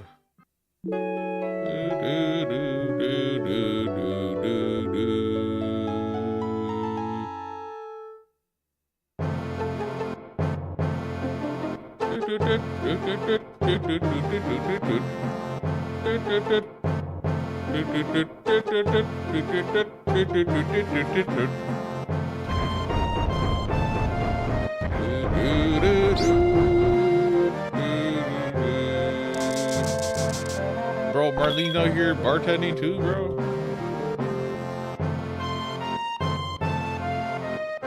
Good morning, Cloud. Did you sleep well? Barrett snoring kept me up. Next to you, who wouldn't? This doesn't even seem like Cloud, but I'm pretty sure this response would give you points to Tifa. Here, we're gonna flirt with Tifa. Next to you, who wouldn't? We're childhood friends. We're supposed to be like destined lovers. Even it was pretty on the nose that you're gonna, you know, try to say some childhood story promise of me trying to save you or some shit. I don't know what you mean. I'm going this time. Okay. See, Cloud just got shafted. This game has like an affection system, so like whatever response you choose gives you more affection ratings. What the certain characters depends on like the responses and if it's favorable to them or not. And then sometimes it's minus points to other people. And then basically it's all for this one specific moment in the story. And there's even an achievement associated with it, but I don't think it's in this version of the game. On the console version of the game, there's like a whole bromance thing with Barrett. You would have to basically, choose responses that are unfavorable to pretty much everyone in the game, except for Barrett, and then try to get Barrett to the highest affection rating or whatever. That's actually kind of, it's not challenging, but you have to deliberately go out of your way to get it. But yeah, on this version of the game, we already got the achievements. It's missing that specific achievement. It was actually easier overall than the console versions, if I recall correctly. Anyways, our target's the Sector 5 reactor. Head for the station first. I'll fill you in on the train. Yo, Cloud. Before the next mission, I got something I want to ask you. I don't really know how to use materia. I'll give you that material we found just to teach me how to use it. I'll explain it. Sure, I'll explain how materia works. First, like, access the menu. Oh, I skipped all that. Okay, there are extra buttons, move the cursor. It's not that hard, man. Like this. Select each menu by using OK. If you want to leave the menu, press cancel. See, let's go ahead. Now you're in this menu. Select the materia submenu. Select who you want to use it. Now look at my weapon here. Each weapon and armor has slots in it. Choose which slot you want to put materia in. Now select the materia you want to use. This is curative materia. If you want to know what its effect is, line the cursor up with the check. Line the cursor up with check in the menu. Oh. And push the OK button. It's just like selecting battle commands. Just line the cursor up to magic. You can see that the available magic has increased. Now you can use new magic here. And that's all there is to equipping materia. See, it wasn't that tough. When you want to remove any materia, it's as easy as pointing to the materia slot and pushing menu. There's just one thing you have to be careful of. Whenever you equip materia, your situation changes. Parts of you may become stronger, while others get weaker. Normally, when you equip magic materia, oh, I skipped it, but your physical strength weakens. Oh, magic increases, but physical strength weakens. Yeah, so it shows it down there. So materia is kind of a double-edged sword. This is arguably one of their best systems they've made for their games. I like a system that's really versatile and allows for a lot of creative freedom and has a lot of options that are viable, but also allows you to break it essentially and create OP setups if you're smart enough. There's kind of a certain sort of like a fulfilling kind of feeling I get when I figure certain things out naturally, or I just kind of incorporate a cheese strat or something.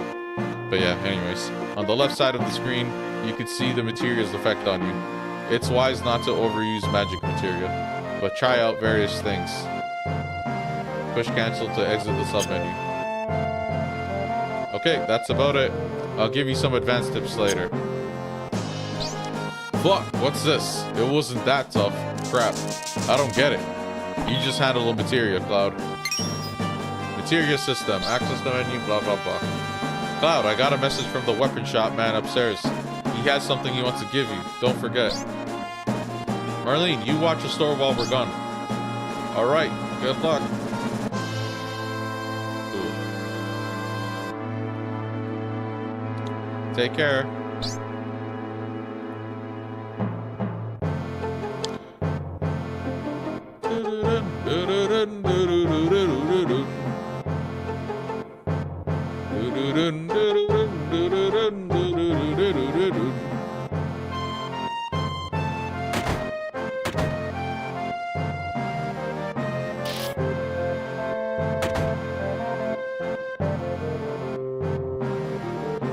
He used to give us nothing but headaches when he was here, but now that he's gone, we kind of miss him. Strange, isn't it? Haha, wonder if my son's already left. When it's just my wife and I here, you have no idea how lonesome it gets. I mean, you know what's more lonesome? Is if it was you by yourself and your wife was gone. Just a food for thought, sir. Oh, Johnny! Ah, Johnny's gone. You look a little disappointed. I don't like to say it myself, but I'm just a lonely guy when I'm not drinking. Listen, if there isn't anyone to listen, what's the use of getting gossip on everyone? Yeah, and you, Mr. I don't care. I'll get a little more information that would pique even your interest. You wait and see. Yes, the town gossip. Okay. I mean, the slum gossip.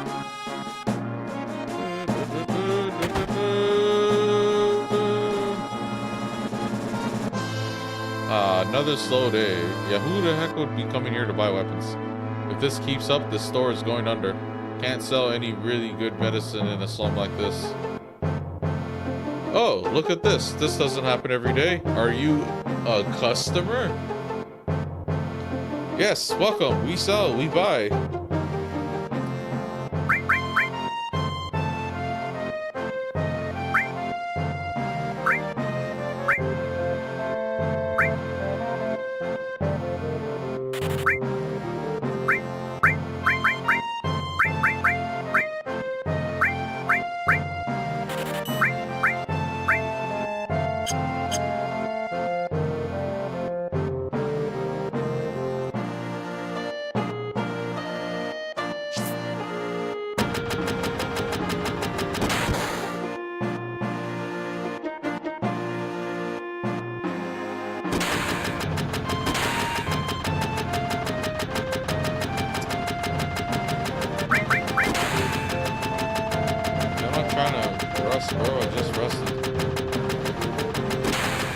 Hey, wait a minute, you can't just walk out of here without buying something.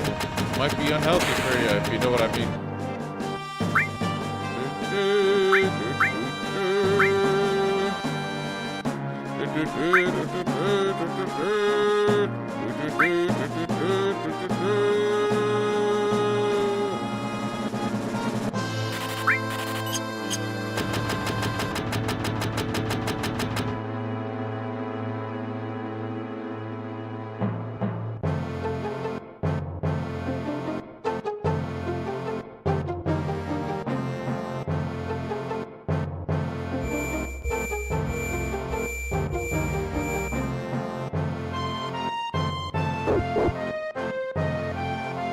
This is the beginner's hall.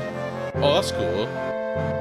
Final Fantasy 6 had that one. Well, actually, all of the Final Fantasies have like a building for tutorials, essentially. You say you're a beginner, but your eyes say you're not. You're right, I am not a beginner. Don't mess with me. I used to be a soldier. I'll tell you how much I know, and for free too. Cloud's an idiot. Okay, what do you want to know? How to save, how to heal, gear, weapons, armor, how to apply materia, effective ways to use materia, battle party, blah, blah, blah, blah, blah, other things to watch out for. You probably know all this, but just in case, I'll go over it.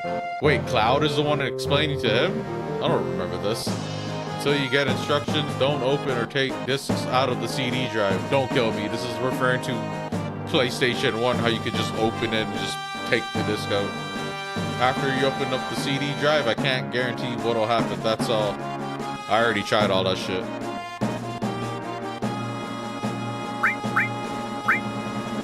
We're in a digital-only world, man.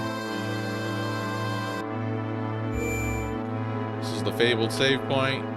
Yada, yada, yada. We already know about save points, okay? You could use tents on it and stuff.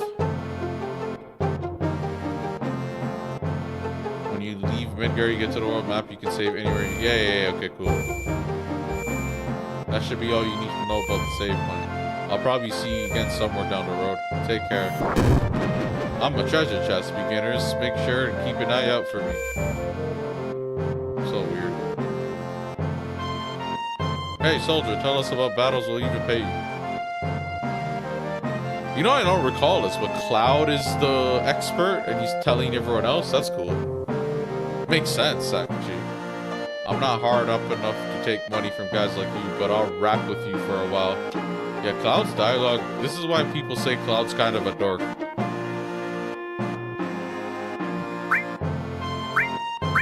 Yeah, we don't need to worry about any of this stuff. We already know. And if we don't know, then we'll suffer.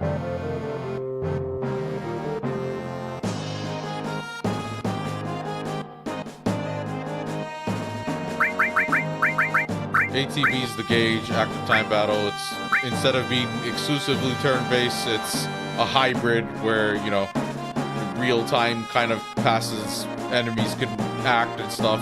I do like wait usually, so instead of active battle, I do wait, where it's like in sub menus the time freezes. That way I can kind of go through a long list and maybe decide some stuff. But yeah, all this other stuff doesn't, I don't know. Same thing as the previous Final Fantasies. A lot of this stuff hasn't changed. You can change rows. Like, you could order it like Barret at the back. Barret's shooting his gun, right? Tifa's a fist fighter. Oh yeah, that's another thing. Class-wise, Cloud is technically a warrior. Barret is, since he has a gun, I guess he's a machinist. Or I guess machinist ranger, since he's long range. Tifa is a monk. She fights with her fist.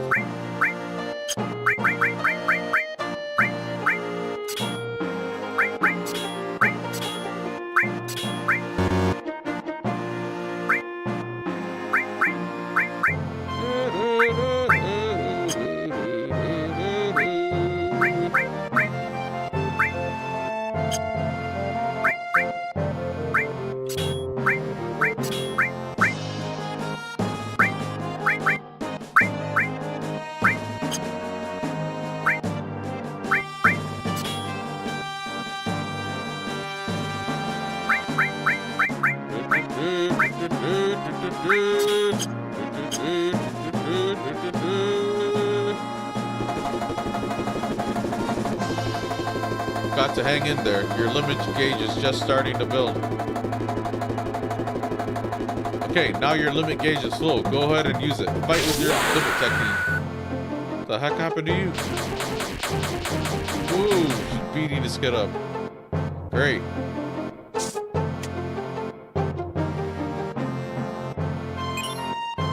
All materia. Hey, you got one right off. That was materia. Next, take this treasure chest. Ether. Okay, so the way the materia system works is pretty cool. So you have a materia called all effects on paired magic. It doesn't work for everything, but for example, you see how these are connected, and then these are single, and then sometimes it's just single, and there's no connection between the two. But what we're gonna want to do is put all on one and then restore on the other. So what happens is when I use cure, it's gonna cure everyone. And in other Final Fantasies, you would basically be able to single and multiple target in like the previous Final Fantasies we just went through. So for example, you use fire, and then you can attack one person, or you can split it 4 ways to the all 4 targets or whatever. And then the difference is a single target would be higher damage, and then 4 targets or 3 targets or whatever, multi-targets, is gonna split the damage. I don't really know how the formula is. Maybe it's literally just dividing by however many targets you're targeting. But in this game, instead of making it so your magic could just do that right off the hop, you have to do an all materia effect. And it's not necessarily, it's not a bad thing. It's actually pretty cool, because some of the stuff you can do, later on when we get more material, you'll see how you can kind of get creative combinations and pairings.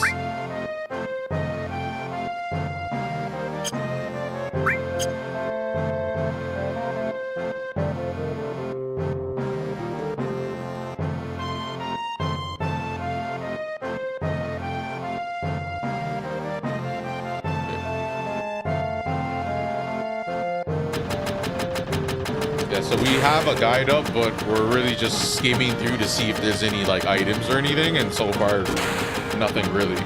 We're gonna have pretty much minimal usage of it. I'm trying to use it like a treasure guide, but honestly most things in this game are kind of like straightforward for now, at least.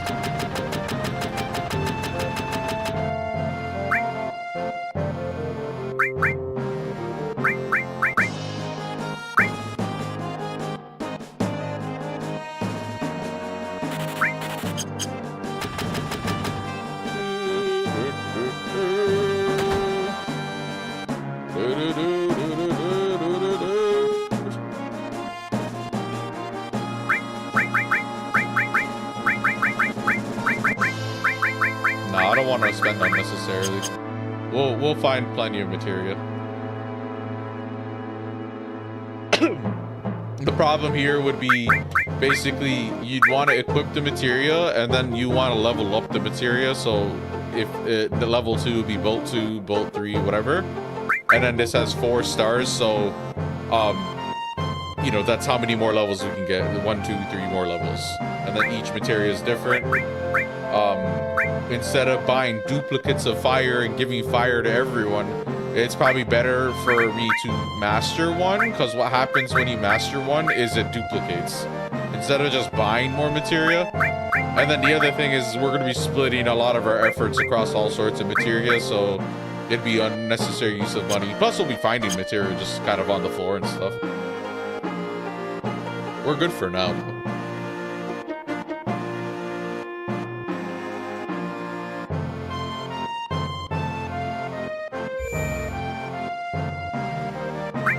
Good start so far.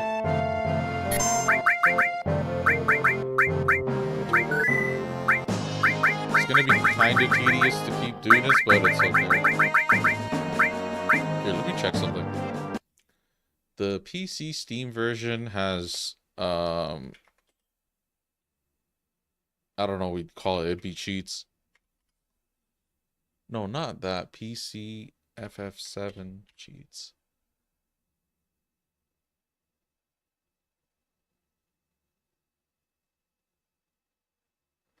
No, where is it? Square Enix cheats. Like, Square Enix themselves officially gives you an option. That's why the guild was like that. You have to log on to Square Enix website and click a link which will alter your save file and raise a character's HP and MP and guild to max, taking virtually all satisfaction out of the game. Blah blah blah. Totally not worth it. Blah blah blah. You might as well. This guy's going off. You might as well be a dumbass kid playing the Switch version story mode or just watch a playthrough. In fact, you probably should do that since the PC version of Booster relies on clouds. Yeah, whatever. Honestly, when it comes to cheats for single player games, it's kind of like, so I wouldn't do like level 99. Don't get me wrong, I have like when I was a kid and shit, like on Game Shark or whatever, but like in terms of like towing that line, so the logic I kind of work with for cheats would be like, I guess, how much does it affect the game, and then is it something you can get naturally in the game just by grinding, or like otherwise. So the logic doesn't really hold perfectly in certain situations, so I do kind of make case by case choices. But it's like, okay, I'm gonna play this game, you can cheat it so you're level 99. Since you're level 99, your stats are crazy, you're just gonna do max damage or some shit on everything, and then you're gonna plow through every boss no matter what. Doesn't matter your materia setup, whatever, you're gonna like 1 turn shit, 2 turn shit, doesn't matter. It's gonna like take out pretty much any sort of like moment to moment type of thing going on there. But one thing I would be willing to cheat is Gil, because in this game, the balancing in this game and many other games, so it's many other RPGs, the store's options available are usually based on where you are in the story. So for example, right now you just saw basic materia, basic weapons. It's not like you saw like high-end swords or something. So what you would normally do is maybe just grind a little bit, get money, and then buy what you need to buy and then move on. But like you could buy like 99 potions and stuff, and that technically kind of makes it a bit easier. But if you've seen in the other Final Fantasies, I'm like able to naturally get 99 potions, high potions anyways, just because of the way the game is. It's not like abnormal or anything. Just like, it's cheap to an extent. It's like buying like 99 elixirs or something is different. That's pretty expensive, and you'd probably have to find a way to make money in the game. So my thing is, I play so much games, and I've played so much games multiple times. So the truth is, most of these playthroughs are not blind. Like, I know what I'm doing, and I have a guide, if anything, for like side stuff, missable stuff. The other thing is, games back in the day, a lot of games had missable content where it's like if you go to progress too far, you'll straight up get locked out of certain side quests. You'll miss important stuff, cool stuff, powerful stuff, whatever. It's not to say newer games don't have missable stuff, but it's been much less the case, to be honest. My thing is grinding slash farming. Now, grinding, you guys have probably already seen me do some grinding in Final Fantasy 4 because I got my ass whooped by the last boss. Final Fantasy 5 I did a little bit, and then Final Fantasy 6 we did a little bit because the last dungeon the other teams kind of had troubles. And when I grinded, I didn't really over level, but I did make it a lot more manageable, or arguably easier and stuff. So on one front, you can grind XP. On another front, you can grind gil. Gil, having more money doesn't necessarily make the game that much easier, if you know what I'm trying to if you know what I'm trying to say. So you're limited on based on what stores are offering. Even if you were to buy 99 of something, yeah, you can heal a lot, but honestly, healing isn't really an issue in these games. It's like you'll probably just use cure all, whatever. It'll be like timing of things that would screw you over, and by that point, having a potion or not isn't really like the problem. And I've spent honestly like a good portion of my life just kind of putting in hours on these games. And one of the things is farming slash grinding. So farming for money, farming XP, grinding XP, doesn't really matter, same terminology for the most part, but farming slash grinding for XP or money, it's usually just kind of like there's no skill to it. It's not really a skill thing. It's more just doing how much can you endure repetitive mundane tasks, which is like fighting low level mobs, whatever. So for me, in the interest of time, some of the times I would probably do a guild cheat. Like I wouldn't be against it, to be honest. And then it's like you work in the confines of the game. There are exceptions, because one example I can think of is if you get max skill in Final Fantasy X, you can definitely abuse Yojimbo. Yojimbo's a summon that you can bring in, and then Yojimbo, you can pay him money to basically potentially one-shot every single thing in the game, including the super bosses. And if you have less skill, you'll be less inclined to kind of be like exploit that and like whatever. And then also there's like some sort of complicated algorithm as to whether he uses the move or not, and then you can kind of pay him a lot and like build experience with him to make him more likely to use it, some shit like that. And it's like ultimately having a lot of money would allow you to be careless. Another example is the Guild Toss command. So in Final Fantasy 5, it's not called Guild Toss, it's called Zenage. But if you had max skill, you can just pretty much kill everything in the game by having everyone just spam Guild Toss, Coin Toss, Zenage, slash. You can just kind of spam that and cheese that. And then I guess there'd be certain bosses that are not affected by that sort of physical damage. Maybe it's like magic only, whatever, doesn't really matter. But you could definitely cheese the game that way. But the only reason I wouldn't do it in a natural playthrough is because, you'd lose your guild, you'd be broke. And you could only do it for so long. So if you started to do it for everything, bosses, random encounters, then you'd be broke in no time, unless you had like max skill. If you had max skill, that option can be abused every step of the way, sort of thing. And ultimately, it does reduce a lot of the difficulty. I said it in that game specifically that shit's like kind of like a backup plan, like some pay to win shit. And we did utilize it for certain bosses because that's pretty much the strat you'd want to use. So like Bahamut, and then the final boss we did Ultimate dual cast. Sorry, not Ultimate dual cast. Bahamut dual cast, and then we just started throwing coins at him. But at that playthrough, I didn't have any cheats, like guild cheats or anything like that. So we just started using the money that we did have. And then what's interesting about that is you're able to have enough gil where if you're really just trying to knock out a specific hard encounter, you can just spam it for that battle. And that's what we did for the last boss. We could all just spam it technically, and I have enough money to outdo the final boss's damage, final boss's HP, where like, we can kind of just rely heavily on that. But we didn't do that. We did like a mix of stuff. But so that my attitude towards cheating in single player games really depends on what we're talking about.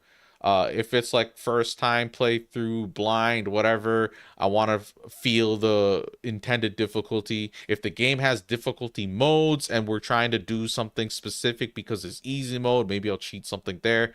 Some games have built-in cheats, like some Spider-Man shit. I don't know, like stuff like, you know, Uncharted has built-in cheats. GTA has cheats, built-in cheats. Some of them disable trophies, achievements, and stuff, and games that had it like that, I probably would avoid using them, and then maybe after I get 100%, then I would use them just for shits and giggles, see what they're like. But yeah, it just varies greatly. So for people that are like, there's going to be a good portion of people that are like, you know, I don't want to ruin the experience, and it's like, no, that's totally valid, bro, because honestly, most of those people probably haven't really played as much stuff, and then they probably have limited time, so that when they do play, they want to extrapolate some sort of enjoyment, get some sort of dopamine burst, some sort of adrenaline rush. They want to be compelled to think to some extent. So yeah, that totally makes sense. But for me, I'm trying to like towel a line, like a little bit of a balance. I don't really care about cheesing the game and just completely mopping the floor with everything to the point where it's not entertaining to me or anyone really watching. And then again, some people might still find that entertaining. Some people like cheese strats. I don't mind them, but also it's not like we're doing a low level run. That's like the opposite extreme, where you're deliberately trying to handicap yourself and create circumstances where each and everything upcoming is going to be difficult because you purposely nerf yourself and don't really take advantage of the game's systems and stuff.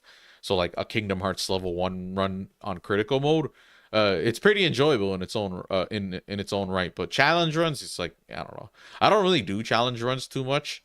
I have done it for certain games, but like that, and I might have done challenge runs if achievement requires it, but aside from that, not really.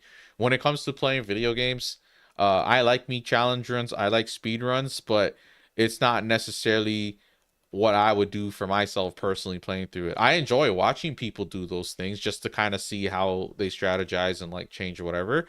But like, the one thing I kind of noticed, like the way I am with games, is like I basically play so much different games that like when you watch a person speed running a game, it's like they're putting in, like, let's say I play 50 plus hours, 50 to 100 hours in Final Fantasy 7. That's like your typical average player time or something, right? Maybe not, maybe it's lower. Just for argument's sake, 50 hours, right? A speedrunner has not only done that blind playthrough the same way I did, but they've also beaten it multiple different times. And then at some point they decided to try to speedrun. And then basically the amount of hours they probably put in one particular product, so let's say Final Fantasy 7, is like dramatically more than me. There's people that play all of these single player games like they main it essentially. And then it's not to say that they only play it forever, but no, they'll probably depart from the game eventually, maybe switch things up, go somewhere else, come back to it. But speedrunners in particular, they probably put in hundreds, if not thousands of hours in one specific game, just going at it. And those people use save states and cheats liberally too, just to kind of like, because the whole name of the game for them is to lower time. So if it's to practice a certain section, save states. If it's like to practice the whole thing in one go, but not like, I don't know, like maybe they'd want to use cheats for some reason or another. And then challenge runs are pretty much like most of those people probably wouldn't want to use cheats. I guess it depends on the challenge. I would assume most of them wouldn't though. And then challenge runs requires like really intimate knowledge. One of the appeals of challenge runs is probably the problem solving component. So you'll notice that for me, when I fight a boss, I'm not necessarily shy to look up strategies and potentially just implement something someone's already done. But there's a good portion of people that find that not knowing what you're supposed to do and then having difficulties and then having the game compel you to strategize yourself and then brainstorming and coming up with a plan and then implementing it on a boss and then beating the boss as a result of your own intellectual fucking actions. Intellectual actions. Just be like, if someone problem solves and does it all on their own, that is probably a really feel good moment, you know, a bit of a dopamine burst, and then it incentivizes them to keep playing games that way. So for me, I'm about that life too, but it really depends. So if we end up playing a game that I've never played before, and then like let's say we encounter a boss and it's really hard, I'll probably give it a bunch of tries until I figure it out myself. But it really depends, once again, what kind of game we're talking about. Certain games, it demands certain kind of skills from a player. So these are RPGs that are turn-based, or it doesn't matter if it's turn-based, but they're RPGs. So they do require a lot of battle planning and tactics and having your team have the right numbers and the right gear and the right whatever. To me, it's like really automatic at this point. So like I don't really find any of these things truly difficult. And if I did want to like not brute force it, if I did want to kind of go in blind and like figure it out myself, I mean, it would just be a matter of just looking at what I have at my disposal and just looking at their effects and just trying to figure out what this thing's vulnerable to. And then like different, like in Final Fantasy, there's like a lot of bosses where you want to use reflect, you want to use like reflex strats. And it's like because the enemy has a really powerful attack like Mega Flare or some shit, and then you like reflect the Mega Flare, and then like they put reflect on them, and then you bounce it back off of them and heal yourself. There's stuff like that. And then really, really difficult bosses, like super bosses like Penance from Final Fantasy X, even if your stats are max, even if you know what you're doing, even if your party's perfect, even if you know exactly what's going on, it's still really, really difficult unless you use Yojimbo. And it could take some time. But for me, I think my recent playthroughs of Final Fantasy X, I use Yojimbo to cheese it just because I'm trying to like move on or whatever. And I don't know what I'm gonna do for these games in particular. For this game specifically, like Ruby Weapon and stuff, I remember a little bit about like how you handle Ruby Weapon. I remember Hades materia comes in handy, stuff like that. That's another thing too. Like I probably excuse me, I probably played it blind when I was a kid. There's strategy guides on GameFAQs. There's strategy guides like at EB Games, like actual physical walkthroughs and stuff. And then, you know, you'd go to school and talk to other people and like whatever. There's like so much information. To me, information gathering to like problem solve stuff is like, you know, just as valid in a way. But the people that want to figure it out all on their own, I don't blame you. I have nothing against you, but just like I hope people understand like my attitude towards like trying to like go through these things. I'll say this for sure. You'll see that kind of interest of me trying to challenge myself and trying to figure things out on my own. You'll see it in shooting games. 100%. That's like where a large part of the appeal is. So like when I play shooting games, I don't need a coach. I am my own coach. You know what I mean? Don't get me wrong. If someone's like actually a bona fide coach and they're like, they have the right disposition and we mesh well, good chemistry, I would listen to what they say. And don't get me wrong. I listen to what most people say anyways, like low key. I just take in what everyone's putting out there, whether it's unsolicited or not. And I just keep it in the back of my head. But shooting games, a large part of the triumph and the interest in is me trying to read player behaviors, me trying to figure out like what works, what doesn't work, strategy wise, whatever. But then again, I watch YouTube videos of them explaining this and explaining strat setups and stuff too. So like, I don't know, some people's attitudes towards problem solving something is like, some are more individualistic about it and some are more like collectivists in the sense that they're willing to pool information from multiple sources, you know, look shit up, ask other people, that sort of thing, versus someone where it's like, don't tell me the answer, I want to figure it out and work it out myself. You know, you see those types in school, and like, you know, I don't know, like some math class, like where like the teacher can kind of just step them through it, but it's like, no, let me just work it out myself. Because for a lot of people, that is the motivating force. For me, it's sometimes the motivating force, but sometimes it's actually a little bit of a deterrent. It's a little bit detrimental because for me, sometimes it's in the interest of time. I don't really want to spend hours on a boss unless like it's something new and novel to me. These games, I've beaten them so many times. I've gone through all this shit. This game specifically, like Final Fantasy VII, bro. Now I've maybe I flexed how much I played the other Final Fantasies. Those pale in comparison to this. If the most I've beaten Final Fantasies 1, 2, 3, 4, 5, 6 is like 2 to 3 times minimum to 5 times maximum or some shit, This game's 5 times minimum to like 10 to 15 times maximum. So I have a lot of experience with this game, and it's funny because I still don't remember stuff sometimes. So it doesn't really matter to me ultimately. It's like you kind of like forget. You kind of like try to recall information, and then you kind of come back, and it's just like, and then you look up strategies, and it's like, oh yeah, that's what I did back then too. It's like Ruby weapon, you like kill 2 of your teammates, leave them dead, and then you like spam Hades out with mime or some shit. I don't remember. Some shit like that. When we get to it, it'll probably end up doing the same shit. For the sake of the stream and the channel and just kind of me doing my own take and my own playthrough of it, it doesn't really matter. Even though I've done it many times, I'll do it one more time for y'all, sort of thing. But yeah, we are at the 2-hour mark. What should we do? Should we keep playing or should we switch games? Because this game, unlike the other Final Fantasies, which saves in every new room and like you can quick save and you can save pretty much anywhere at any time, this game we have to go save point to save point, like really traditional RPG shit where you'll save the game and then you go in, do a dungeon, and if you die, it's like you have to do all that. You lose a lot of progress and stuff. So we're at that point. The quality of life in this version of the game is not there either. So no 3 times speed, no like none of that. It's just straight up Final Fantasy 7 goodness. And we'll be fine. The game's not that hard. Honestly, the truth is the hardest generation of gaming was like before PS1 era.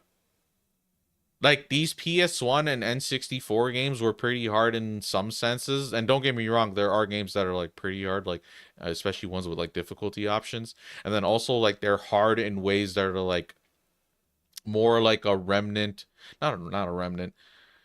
They're hard more due to the fact like because we transitioned to 3D, they didn't have like camera controls figured out, they didn't have 3D movement figured out. Like some of these games have tank controls and shit. And it's like stuff is by design, but it's like archaic design where it's like it introduces a little bit of jank and difficulty as a result. It kind of makes it harder. So like platforming segments and like some of these games are ass because it's not polished or it's not as precise and accurate, or the controls feel kind of weird. And it's just like, I don't know. Super Nintendo, Sega Genesis, and before, like old games, like those are like generally there's a term, it's Nintendo hard, like that's what they call it. Even though Nintendo games are now like associated heavily with being casual and kid friendly and kids and just kind of like as a result seems like it's trying to be super accessible, super easy.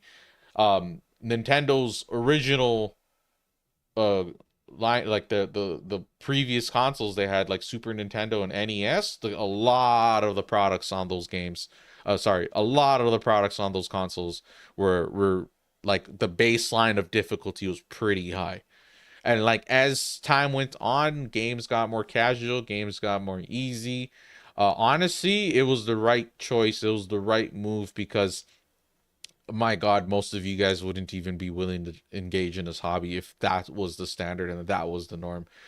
Games becoming more casual and accessible was a large part of the reason why things are just so mainstream and appealing to so many people now.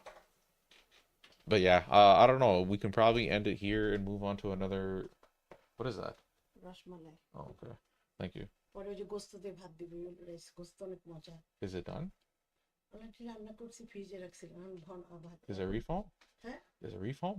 আমি ফ্রিজে তুমি র্যাপে পরে আসবি র্যাপে আসবে এখন rap He said he's coming or he's not coming? না He's not coming? এখন আসবে না ঠান্ডা বাসায় So he's gonna come tomorrow? Huh? Blood test করে বাসায় গেছে Okay. দিছে ওটা পরে Alright. Yeah, if my brother comes, I'll probably hop off and chill with him. But yeah. I don't know, my stomach's kind of hurting today.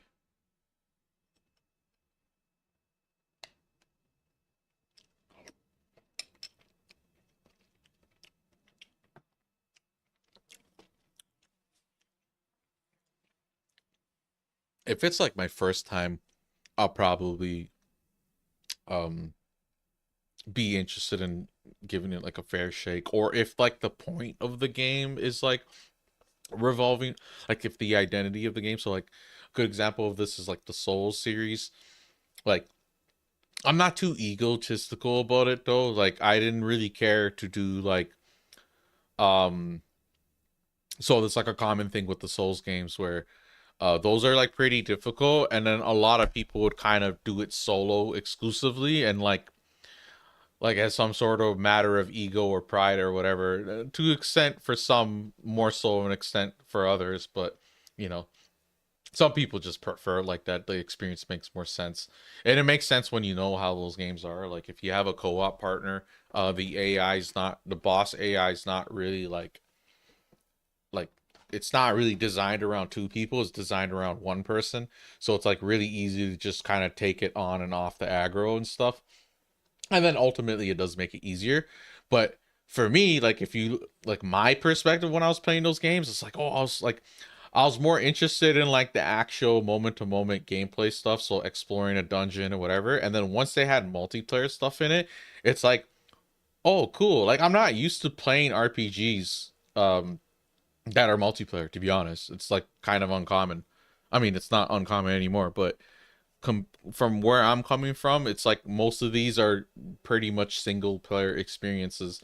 But like hearing about Baldur's Gate 3 and like how you can like have a whole campaign, whole story with just two of you, three of you, four of you, two of you with two NPCs, three of you with one NPC, like stuff like that, and like people can kind of come and go, and like it's just pretty cool. It's an interesting experience. So like the Souls games, um like I wasn't really against like summoning a person for co-op. I used to play with some of my friends and my brother and stuff too.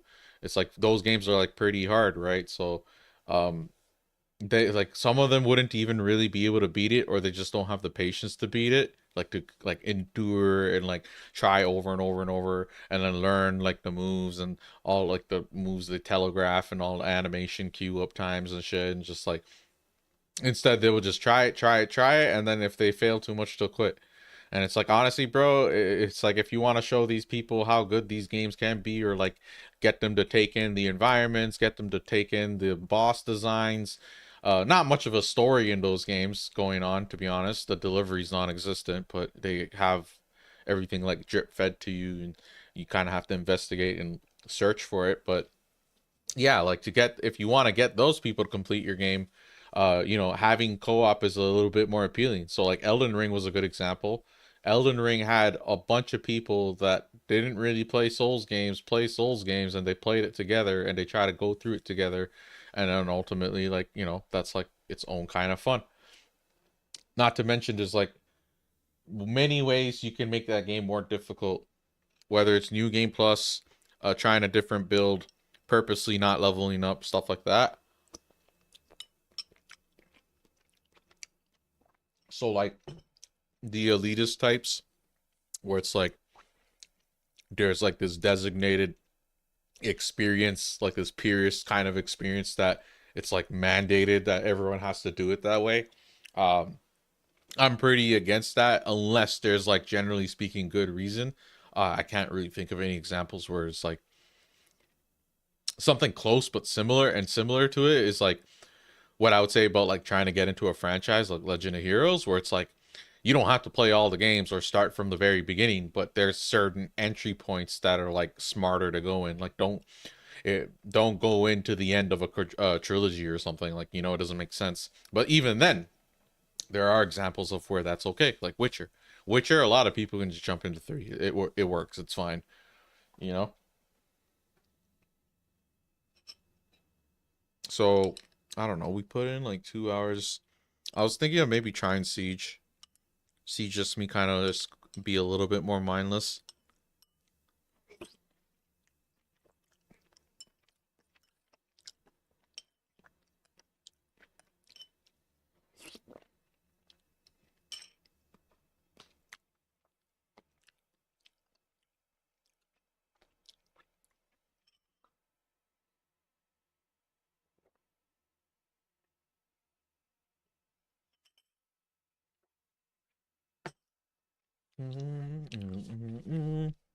What should I do? Cause there's a chance that I'll switch over to Siege and like it's gonna be like really bad, like cheaters and shit. And then we'll just come back here. Or we'll just end stream.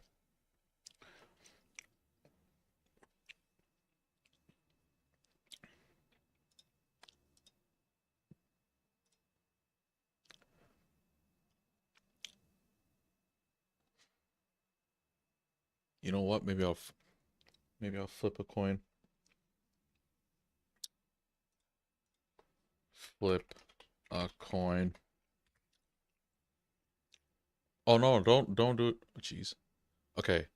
Heads I stay, tails I go to siege. I guess. Or wait, and maybe there's other games I could play.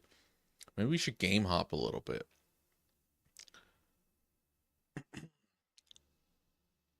At least we got started on Final Fantasy VII, you know, put some hours in it, sort of thing. And it's just like,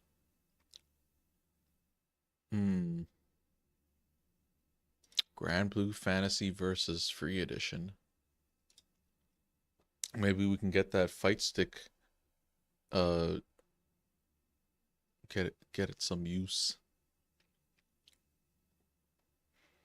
Or Devil May Cry. Devil May Cry 1. Or a Switch game. Excuse me. Alright, heads we stay, tails go to siege. Flip. Alright, heads, we stay. It's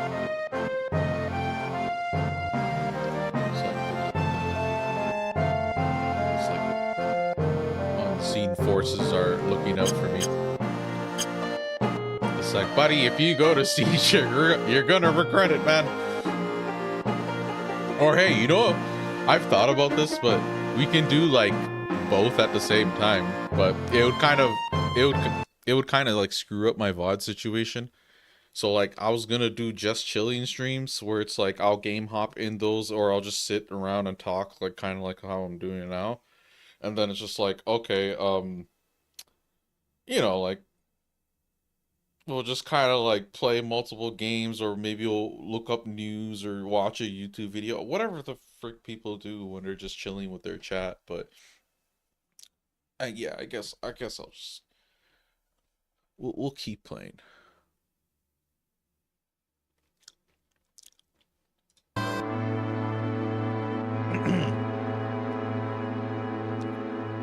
You know, this is the first time we've ever agreed on something. Yes. Well then, shall we? Yes. Wait, what? What is wrong with these people?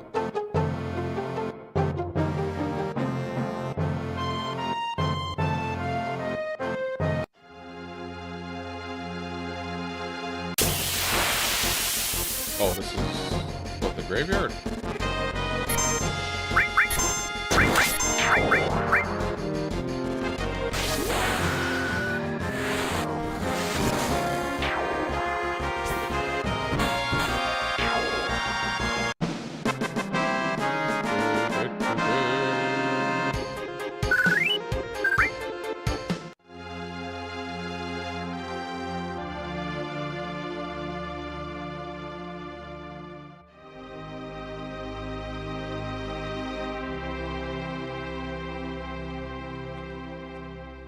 Morning, dawn comes and things never change. You be careful not to get hurt. Come on back again, you hear?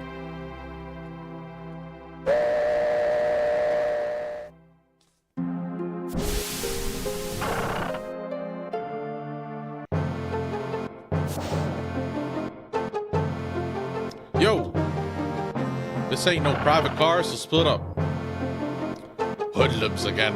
God, don't I just have all the luck?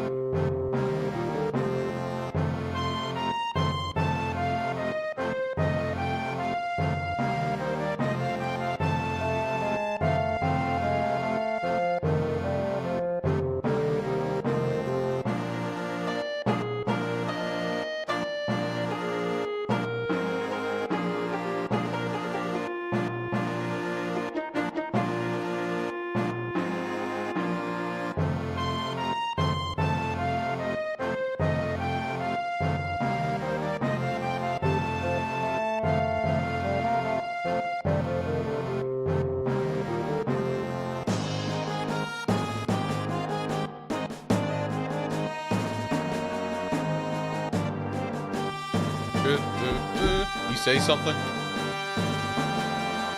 I said, you say something? about to pump this guy. Now look at that. It got empty all of a sudden. What's going on? Damn. It's empty because of guys like you. Yipes! You've seen the news, right? Avalanche says there'll be more bombings. Only devoted employees like me would go to Midgar on a day like today. You work for Shinra? Oh, he's a Shinra manager. I won't give in to violence and bear it. Fuck, you lucky bitch. I think that's what he's trying to say. I'll try to translate what the swears are.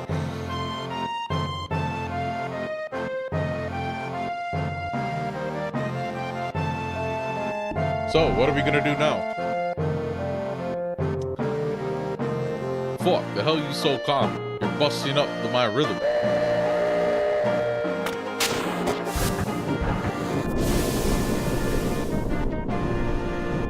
Looks like they just finished connecting the cars.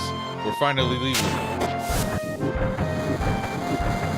So what's our next target? Listen to Mr. Serious about his work. Alright, I'll tell you. Jesse's probably already told you, but there's a security checkpoint at the top plate. It's an ID scan system, checking all the trains, which Shinra is very proud of. We can't use our fake IDs anymore.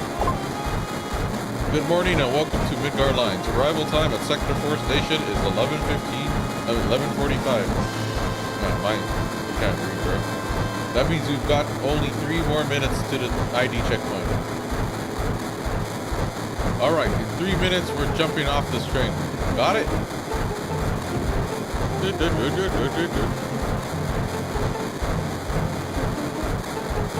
Wow, come over here. Let's look at the railway map monitor. You're the only one that'll talk to me or come to my house. I'm impressed.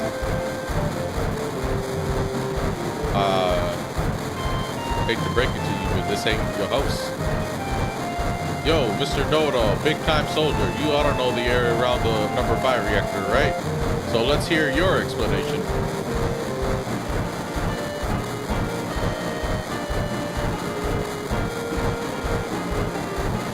It looks like you've seen this already. It's alright, come a little closer.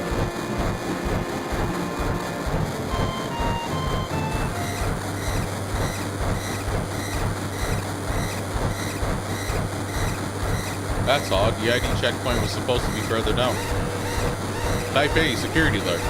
Unidentified passengers confirmed. A search of all cars will be conducted. Repeat. Type A security alert. It is loud.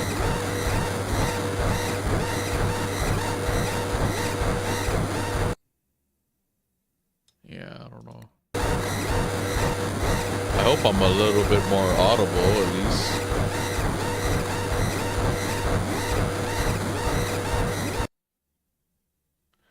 Try -12.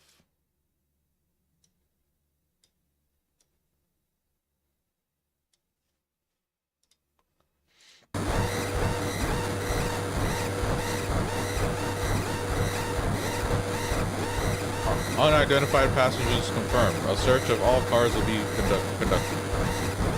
What's happening? What's going on? We're in trouble.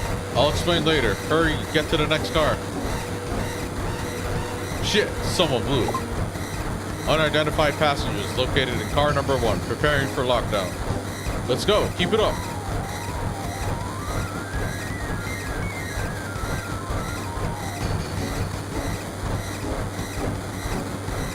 You talk to me even now? I'm really impressed. Here's a little something as a reward. Oh, thank you. Upgrading to level 2 warning. Hurry! They're locking the door, sir. Just run. No, we're trying to talk to everyone, bro.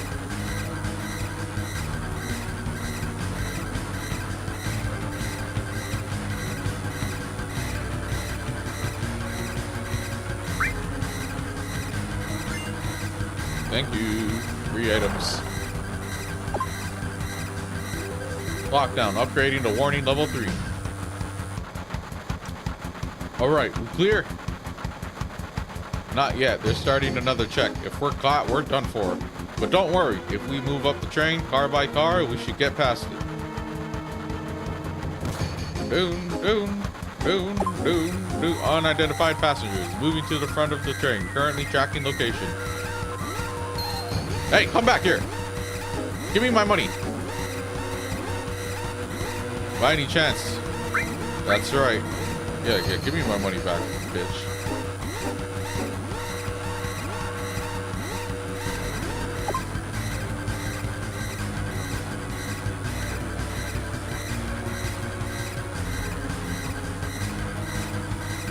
Don't kill me.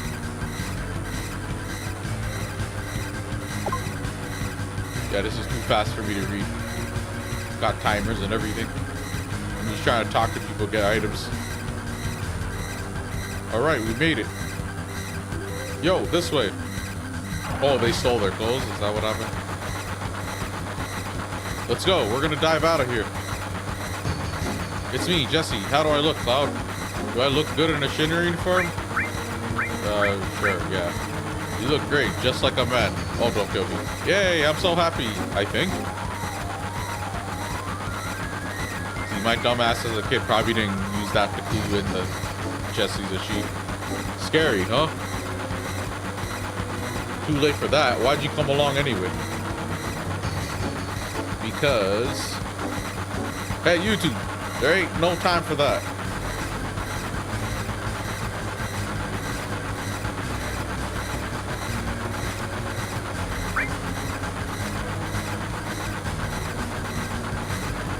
Yeah, made up my mind. Watch closely. I'm gonna jump.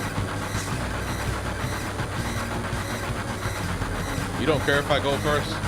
A leader always stays until the end. Don't worry about me, just go. Yo, don't go getting your spiky ass hurt. It's only the beginning of the mission.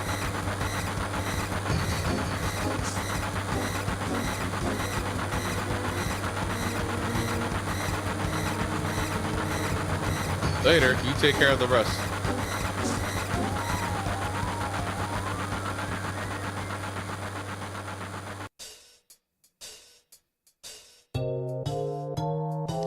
Good, so far everything's going as planned.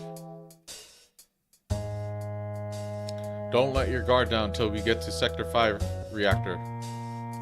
Biggs, Wedge, and Jesse got everything ready for us, so move it! The reactor's just down this tunnel.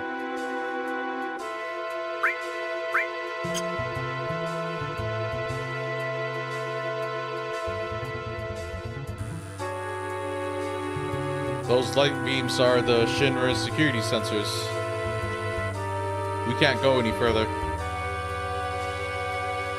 After coming this far, only an amateur get caught by a security sensor.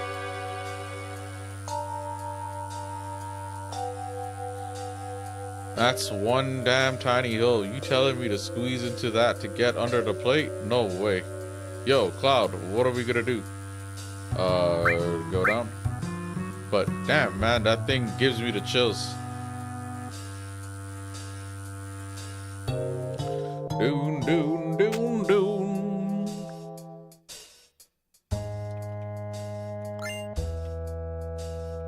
Doo, doo. Doon, doon.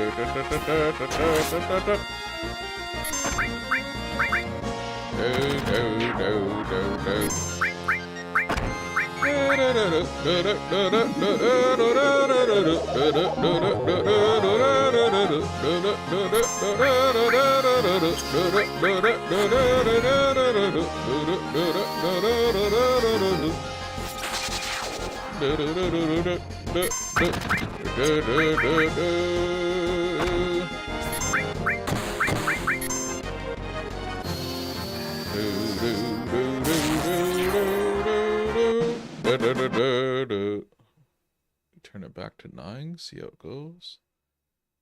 We're trying to test audio because this game is actually a little bit louder than the previous games. It's to the point where it could probably overpower my voice. Some of the sound effects. We shall see. You know, what word is this letter?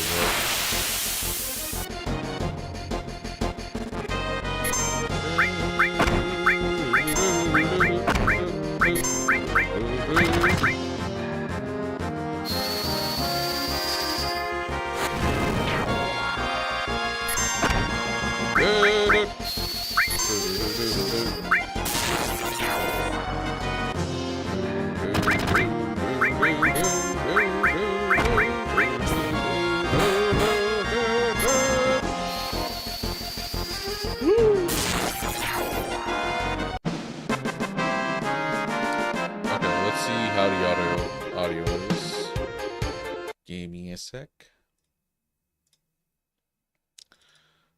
Probably gonna wrap the stream up relatively soon. I'm gonna probably just eat dinner, chill, and then go to bed, and then tomorrow hopefully I'll just start early.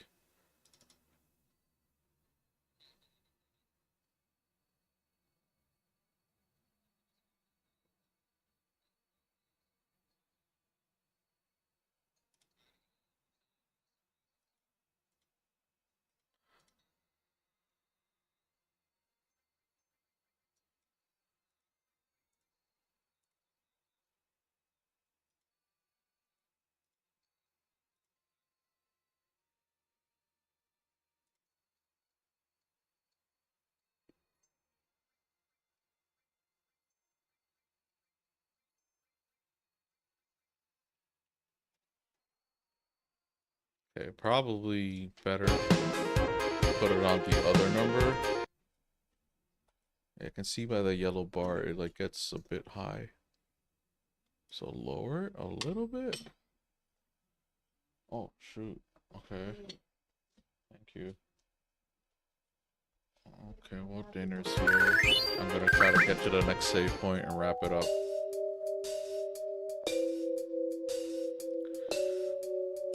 Reactors up this ladder. What's the other ladder though? Do do do do do do do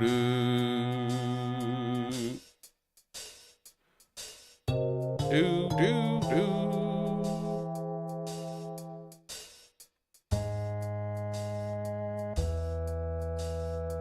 Da, da.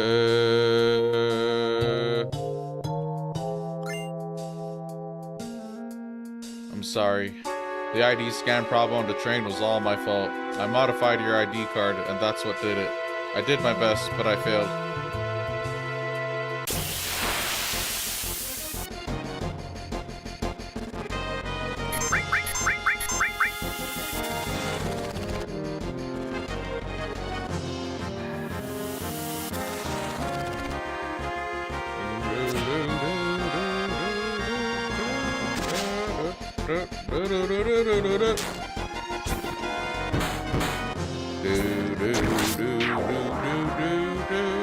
Okay. We're actually going to be coming up to a save point, so we're going to save and then call it, to be honest. Almost a 3-hour stream.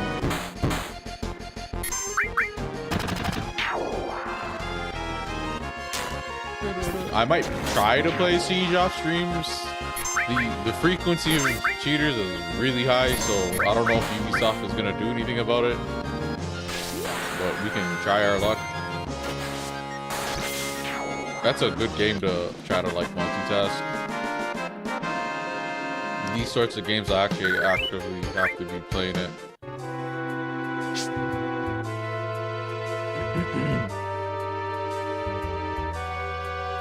There's a save point.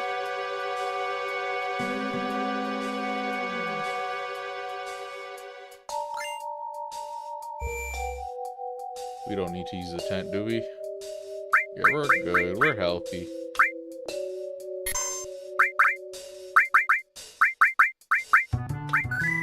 Okay, so that wraps things up for me and this stream. We're gonna end relatively soon, relatively short stream. 2 hours and 41 minutes. All good, Gucci. We at least got started on Final Fantasy VII. We have the settings and everything kind of figured, so you know, I'm playing on a windowed mode and its aspect ratios stretched a little bit.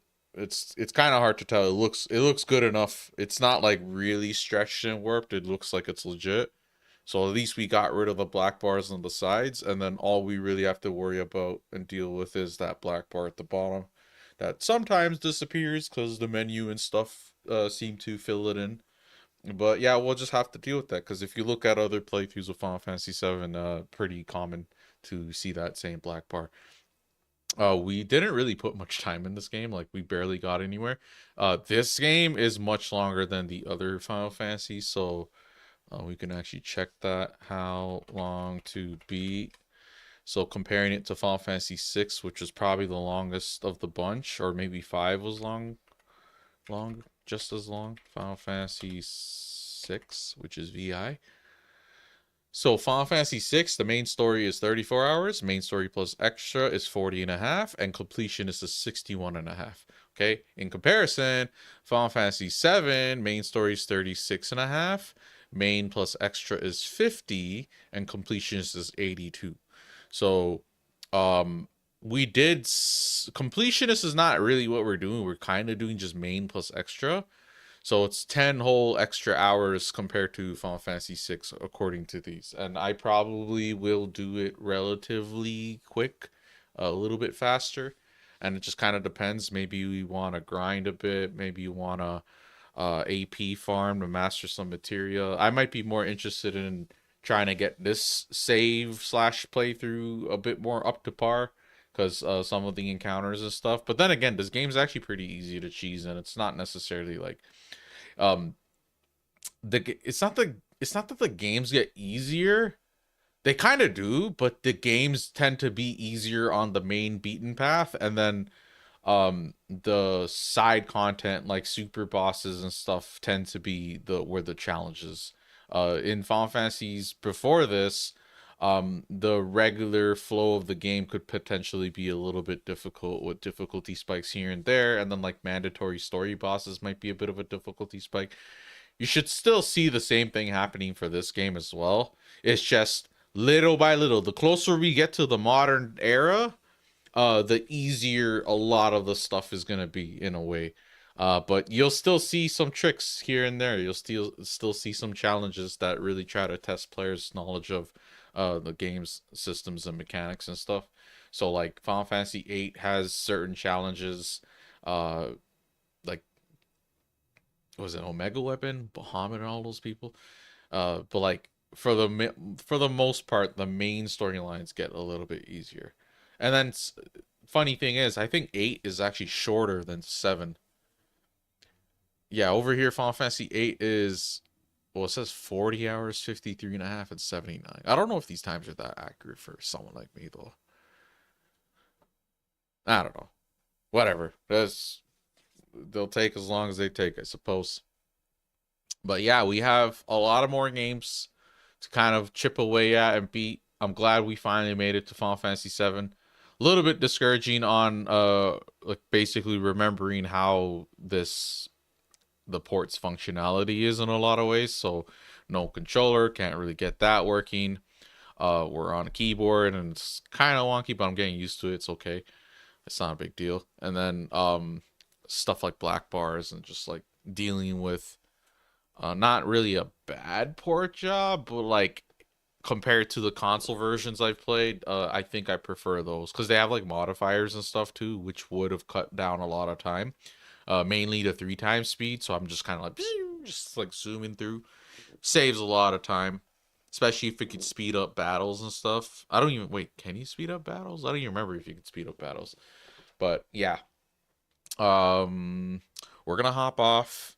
Hopefully we start streaming a little bit earlier tomorrow, or if at all. I'm not 100% sure. It's gonna depend on how I feel and what's going on. Just really depends, really. But yeah, for now we're gonna call things. I hope you guys enjoyed Final Fantasy VII, even though it took a little bit of time. Even I deleted the other VOD, so it's not like anyone's gonna see it, but it took a little time to get it up and running and you know, actually get going and playing and stuff. But yeah, it says we played 130, bro. We played an hour and 32, not 132 hours. We played an hour and 32 minutes, 2.5 hour stream. I think a good portion was. Why is the time difference so big? Oh, it's probably because I click off and I was doing shit. But yeah, that's all for now. I hope you all enjoyed. Take care. Good night. See y'all tomorrow. Peace out.